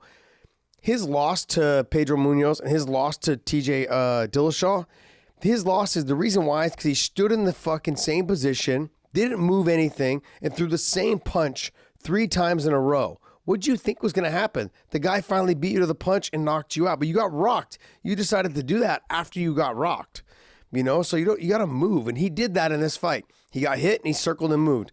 I think Mark Henry has him on the right track. Yep. He's got him on the right track. He's got to work more of the positioning in terms of his wrestling. He's got to work on learning how to relax from that top. He wanted to sit up and do a lot of damage. He gave too much space. But like I said, new coaches, new training, all that stuff. There's a lot to process. It's going to take a couple fights, for him to get into the groove of working with new teammates. Gets everything, learning, the things that you were lacking that you had when you won the title. You didn't realize you were lacking those positions because you were winning. And then now, like with the fight like this with the Rob Font situation, you have to understand, sure, your takedowns were on point, but it makes you tired. So you got to make sure you pick and choose when you're going to use those takedowns. And when you get to the top position, it's not always about doing damage. Sometimes it's about controlling them, making them tired, slowing them down, and just making them carry your weight. Do the work, small chopping elbows. Don't create so much space so they have a chance to get back up. I thought Rob fought a good fight, but the problem is he's going to be waiting around for a little bit because you got Cody Sandhagen and TJ Dillashaw that are fighting next. And the winner of that is going to probably get a title shot before Rob Font does. Yeah, I would say that Peter Yan's going to get a title shot before any of them. That's true. I didn't even...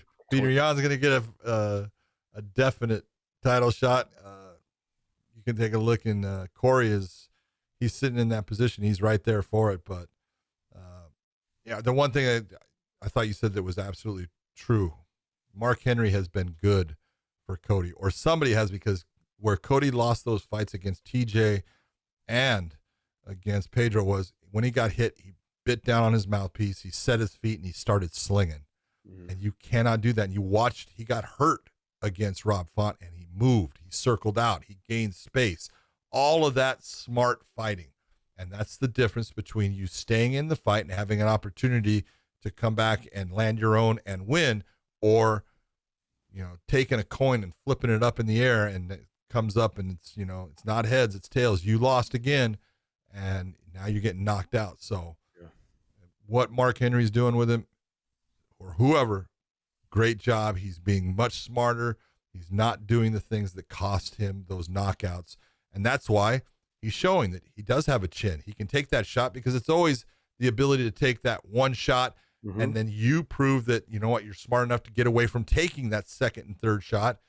And now you're back in the fight. All right, guys. Well, hey, why don't you hit up mybookie.ag, use the promo code weighing in. And as Big John would tell you, they give you a plethora of money. I love that. They give you a plethora. They're not going to give you a plethora, though. Plethora is a lot. They give you a little bit of extra. They give you a little bit, though. Give you a little bit of spending. Well, itsy bitsy parts. Yeah. All right. Well, hey, hit up mybookie.ag. Use the promo code weighing in, and you guys can bet on some of the upcoming fights. You've got, and also, do you have the NBA? NHL. Playoffs? That's where you want to go. The NHL playoffs, the Stanley Cup. That's the place to make. None of those bets feel safe, to be honest. All the games have gone into overtimes. It's just crazy. Oh, it's crazy. They've been awesome, though. Yeah, they've been great, man. They've been really good. All right, what else? Let's get into some news, buddy. Give us some news. So, first piece of news was just the announcement this week that Manny Pacquiao will take on Errol Spence in August 21st. Yeah, that's a mistake. Yeah, it's a huge mistake. Big mistake. Yeah. I know. Might be his retirement fight. Oh, it's going to be his retirement fight. Yeah, Spence. I'm just saying it right now. I love Manny Pacquiao. He's awesome. He's an awesome person. He's not going to win that fight. Yeah, I don't see how he wins it. I know. Look, I shouldn't be using that term. I didn't see how Chandler was going to lose either, but no, I don't see. I mean, Manny Pacquiao he's slowed down a tiny bit, and in that weight division, you need to make sure your speed stays on tack. He is southpaw. He does pose threats, but his style hasn't changed a whole lot. He's what is he, 42 now? Yeah. He's somewhere up there. He's up there in age. And so, and Earl Spence is a fucking animal, just a sav, 42 years old. I mean, he's just a savage. So, I mean, Earl Spence fast, going to be probably just as fast, if not faster than him. He's longer. Touch him. Yeah, he's longer. Go ahead and say it. Touch him. Go ahead and say it, baby. Long and lanky, baby. There you go. And lanky. Long and lanky. I don't know. Is Earl Spence tall, though? No, he's not real tall. Nah, because I mean, at that weight class, how tall can you really be? But as far as his reach over, he's 5'10". Oh, wow. That is tall. Shit, he is tall. Let's go ahead and say it. Tall, long, and lanky, baby. That a baby. In boxing, those are key. Those are key. Oh, they are key. They are key to the success. For those of you guys that were laughing at me when I said that Michael Chandler was 5'6", go and take a picture. Go and look at it on the Instagram with TJ Dillashaw and him standing side by side. He's 5'6", motherfuckers. It's so great. There's a picture of the two of them training at the training lab out of the garage, and they're together. And I'm thinking to myself, yeah, bro, you guys are both 5'6". Someone tagged me, and it's a picture from a while back. But yeah, they're funny. Yeah, he's only about 5'6". He might be 5'7". Anyways, well, I mean look, I'm excited to watch Pacquiao fight, but this could be his fight. Earl Spence gonna touch him up. There could be some potential of him being knocked out. So, well, they were talking about what it was supposed to be. What, McGregor against Pacquiao? So Pacquiao, I was looking at, well, that's a smart fight for Manny Pacquiao. Manny, yeah. What happened to the smart fight, man? What I don't understand is why didn't they just have McGregor fight him? Like they felt like McGregor felt like he had to get the fight in with Dustin, and that caused this whole situation to happen. But I don't know. I would have rather have seen, a 42-year-old Pacquiao fight Conor McGregor than to see a 42-year-old Pacquiao fight Earl Spence. Yeah. So just my opinion. Yeah. All right. What else you got for us? Paul Felder comes out and announces his retirement from MMA. Good for Paul. You know what? First off, Paul has been an outstanding representative for MMA. He's a great representative for the UFC. He fought his ass off every time that he fought. That's what I loved about Paul Felder. Paul Felder went out and put it on the line. He never backed down. He always tried to finish fights. He just, he may not have gotten it done all the time, but you can't ask anything more from a guy when he steps inside of the cage than what Paul Felder was bringing as far as entertainment and doing what he could. He's an outstanding commentator. He knows the sport. And if, we talk all the time, if you're not all the way in, get out. And he wasn't all the way in. He's more into being Nick Diaz and being a triathlete, and that's great. I have no problem with that. If that's where your interest lies, you're doing the right thing. Congratulations on a very, very, very good career. I know you didn't reach that champion status, and very few people do. It's not an easy thing to attain, but you did it. You did it well, and congratulations on your retirement. Yeah, I can't say enough. And honestly, it wasn't towards the end of his career until I started really enjoying watching his fights. And I know that's kind of where he started to be more on the down spiral of it. You could tell that he mentally wasn't in it as much. But honestly, I became more of a fan listening to him be a commentator. And I was listening to him really closely last night. And he gives a lot of substance to what he talks about. And I love his breakdowns. I also love the way he does his post-fight interviews. He's someone that talks to them, doesn't make it about him. I loved, what's his name? Jared Vandera or whatever. Vandera. Yeah, trying to make it about. That was funny. Him too. And Paul just kind of was like, "Hey man, let's talk about you." I love guys like that. He's done such a great job in that role, and he's phenomenal behind the mic. He was absolutely super impressive inside the cage, and getting to that upper echelon of fighters, those, that 2 and 3 are potentially fighting for the title. It's not easy, and for the guys that have been able to get there and get up to that top level and be there for so long, like he's been there in that 5-6 area, for the longest time, but it's hard to stay there. Because those are the guys that are the hungriest in that between 4 and say 9 and 10. Those are the hungriest fighters that are making their way up, and so he's good. And his fight when he took with RDA, he took it on short notice fight. He didn't have to take that fight. You know, he could have maybe got the drive back, you know, in another way, or maybe prolonging it a little bit and gotten a fight where he could have got a win. He didn't have to do that.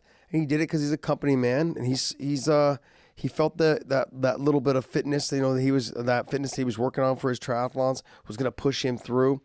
I mean, there is a difference, though. People need to understand that there's a difference between being a triathlon and a triathlete and in training MMA. The grappling, the wrestling, all those things, they take it out of you, you know, and the stand-up will take it out of you as well if you only grapple and wrestle. But he's a dog, man. Like, he is one of those guys that you knew you were going to get a good fight. You knew he was going to stand there in front of you. He was going to let you have it. And his fight with Hooker, I still think was fucking just an absolute phenomenal fight, because his eyes swelled up in the first round, and he actually got stronger as the fight went on. I thought he won the fight. Yeah, I had Hooker winning, but it was close. And I honestly, if they would have gave it to Felder, I wouldn't have given a shit. I wouldn't have given a shit. I'd have been like, okay, I get it. And I actually, to be honest, when I look back at it now, I probably would have gave it to Felder now, just based on the fact that, like, he was the one that finished the fight stronger. And I know it's a 10-9 must system, but in that type of fight, I would put it more into like a pride style judging system, where I judge the fight in the entirety of where he took the most damage in the first round, and by the fourth and fifth round, he was running away with the fight. Mm-hmm. So I probably would have judged it that way. But when I was watching it at home, thinking, I was like, oh, okay. I said, you know, Hooker's done more of the damage, and so that's probably why I gave it to Hooker at the time. Both of his fights against Barbosa. Oh, yep, nasty. You know, nasty. But him as a fighter, as a competitor, but I'm really loving him as an announcer. You know, and so congratulations on a brilliant career. You know, an amazing career. But I'm looking forward to hearing you call fights, man. Maybe we can put that other believe him you person that's on the show with you. Maybe we could shove him out, put you and DC together. You know. Oh, I love to give Bisping a hard time, bro. Oh, why? Fun. That's fun. But I think they're great, man. You know, Bisping last night was very good on the mic as well. You know, I think the two of them work really well together. So good stuff. Next thing. There's a report out that Kevin Lee will return against undefeated welterweight Sean Brady. Go ahead, John. Not a good decision. Not a good decision for Kevin Lee. That's Sean Brady is good everywhere. His stand-up is tight. His ground game is tight. His wrestling is good. His submission game is actually really good. That's a tough one. You're coming back from an injury and stepping back in. It's not easy, man. And it's, you know, I understand why they're looking at that fight. Sean Brady, you're a bad man, dude. Yeah. And if Kevin Lee can get past him, put that first mark on that unblemished record, that's a nice feather in the cap for Kevin Lee. But that's a tough fight. Go ahead, say I'm wrong. Just say I'm wrong. No, it's a tough fight. It's a really tough fight. I don't think it's a fight that Kevin Lee can win. Okay, that's what I don't see how you there is. Well, obviously Kevin Lee can win. Kevin Lee's got power. You know, anybody can get hurt, but the odds in that fight, they favor Sean Brady. Yeah. Yep. Everywhere. Yeah. Yep. I like look, Kevin. I've said this from a while back. He's a great athlete. He lacks a little. He actually has a little bit of that Darren Caldwell syndrome, where they tense up in certain moments and then they just gas out. They get tired. He's also stepping up in weight to fight to face Sean Brady. And how is he going to carry that weight? Coming off of a long layoff. Yeah, I don't know, man. That's a really, really tough fight for him. That's a really tough fight. I don't know. But here's the: if you put him in that top 15 ranking system, I don't know who else he would fight. You know, Bilal Muhammad walk him down and put so much pressure on him. You're saying as a welterweight? Yeah, as a lightweight? No, as a welterweight. Like, there's no one in that top 15 that I see Robbie Lawler, but you're not going to put your former champion against Kevin Lee. You know, I'm just being from a promotional standpoint. You know, put him against Chimaev. You know what I mean? Like, that's you don't know what you're going to get with Chimaev either when he comes back. Yeah, I do. That COVID yeah, I do. I know what I'm going to get with him. That dude's a savage. Is Damian Maia even still fighting? Jeff Neal coming off a loss. Maybe you have Jeff Neal in him, but Jeff's going to touch him up. Jeff Neal's got power in his hands. Yeah. I don't know, man. I think he's better off at 155, but I don't think he wants to make that weight anymore. So he's kind of that tweener. The 65 would probably be the weight class for him. So, hey, good luck, though. I'm a big fan of Kevin Lee. Yeah, good luck. Absolutely. I don't think it's a good fight, good matchup for him. Next one.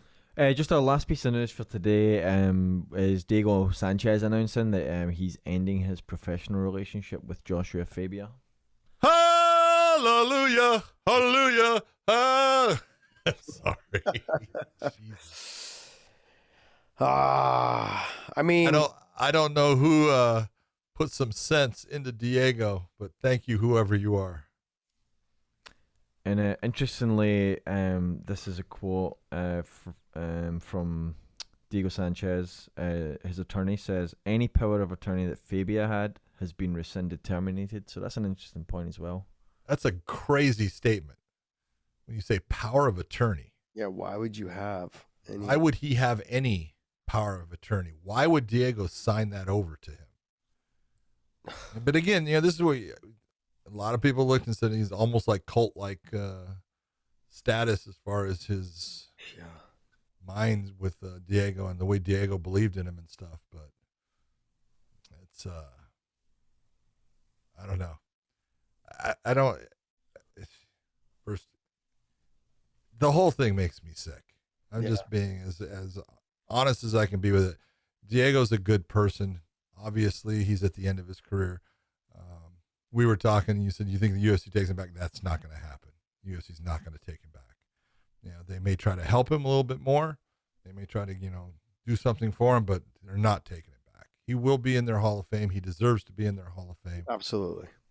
He's been that kind of, fighter and employee for him as far as the fights that he's put on. He's always gone out there and just tried to put on wars, except kind of in the end when this Joshua Fabia, something about the name Josh. I don't get it. You just shut your fucking whore mouth. You shut your whore mouth. You shut your whore mouth. I love it, dude. Oh man, I can use this one forever. Oh, forever, baby. Yeah, but I just don't. I don't know where it was that Diego saw something in this fraud, because he's a fraud. But these guys are out there, man, and I see him in all kinds of things, and we see him in martial arts all the time. The phonies, the people that I'm the McDojos. User, the McDojos, exactly. Oh, I've got a death touch. Come here. I'll tell you what. I'll let you touch me once. I get to touch you once. We'll see who dies. I'm just being honest. You look and you go, stop. Yeah. That shit. The one thing I loved about when MMA came up and is, it put all of these fucking frauds out in the pasture for a long time, and then every now and then they try to sneak back in, but all their bullshit about what they could do and everything, it all got fucking put to fucking the test, and it all failed.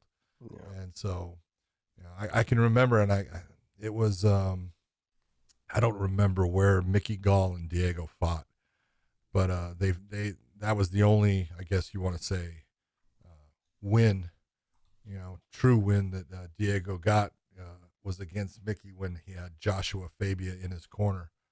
But they had that fight, and the athletic commission called me and said, hey, we gotta, this guy's saying that he's taught a death punch, and there's nothing against it in the unified rules. And we looked and they excuse me, they go, he's right. And I go, there's no such thing as a death punch. I said, I said, whoever that guy is, he's a fucking moron. Shouldn't even allow him in the corner. That's exactly what I said. I said, what you should do is say, oh, you taught him something like that? Okay, give me your license. You're out.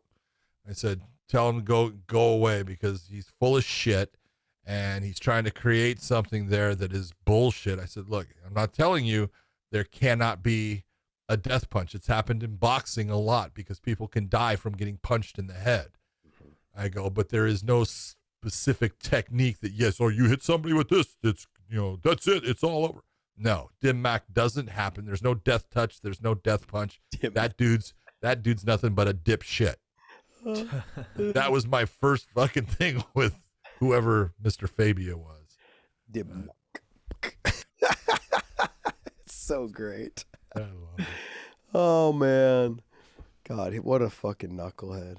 Oh. Hey, well, I'm glad that Diego's away from him, and I don't know why Yep. you don't have a power of attorney over Diego, which fucking baffles me. And if you're mind-boggling, we're allowed that happen. Yeah. All right. Well, hey. Well, I guess that's the end. That wraps up our morning show. I know we're gonna drop this a little bit late, but that's another reason for you guys to hit that little bell off to the bottom right-hand corner and the subscribe button as well. Turn those so you know, on so you guys know when we drop our show. because if you don't know, you'll never know. Yeah, exactly. And then don't be like one of these people that, hey, when you guys hit us in the comment, I've been waiting for this all morning. Well, if you I was waiting to see when it would drop. Well, if you turn the bell on, you won't have to wait. It'll actually tell you when we are dropping. So go ahead and do that. Good point, Josh Thompson. On all of our audio platforms as well. We've got iTunes, Stitcher, Spotify, SoundCloud, Google Play, all of them. Go ahead and hit the subscribe button on there as well. Most of you guys are getting stuck in traffic now again these days. So listen to us instead of trying to watch us on YouTube. We appreciate you guys. And also ProWrestlingTees.com/Wayne in. Use the promo code and still for our new limited edition Memorial Day shirt, which is going to be it's already dropped, but it's going to be pulled off on Memorial Day. So you got to pick one up now. It's beautiful. Dave did a great job designing it. It says Memorial Day on there with the American flag. It says thank you also. Camo. Yeah, it's all in camo. You guys got to check it out. Go to ProWrestlingTees.com/Wayne in. Use the promo code and still, baby, and still. Yep, they're talking about us. Yep, they're talking about us, John. That's it. Every time. What else you got? You know, I just want to say one thing. Joshua Fabia, see ya.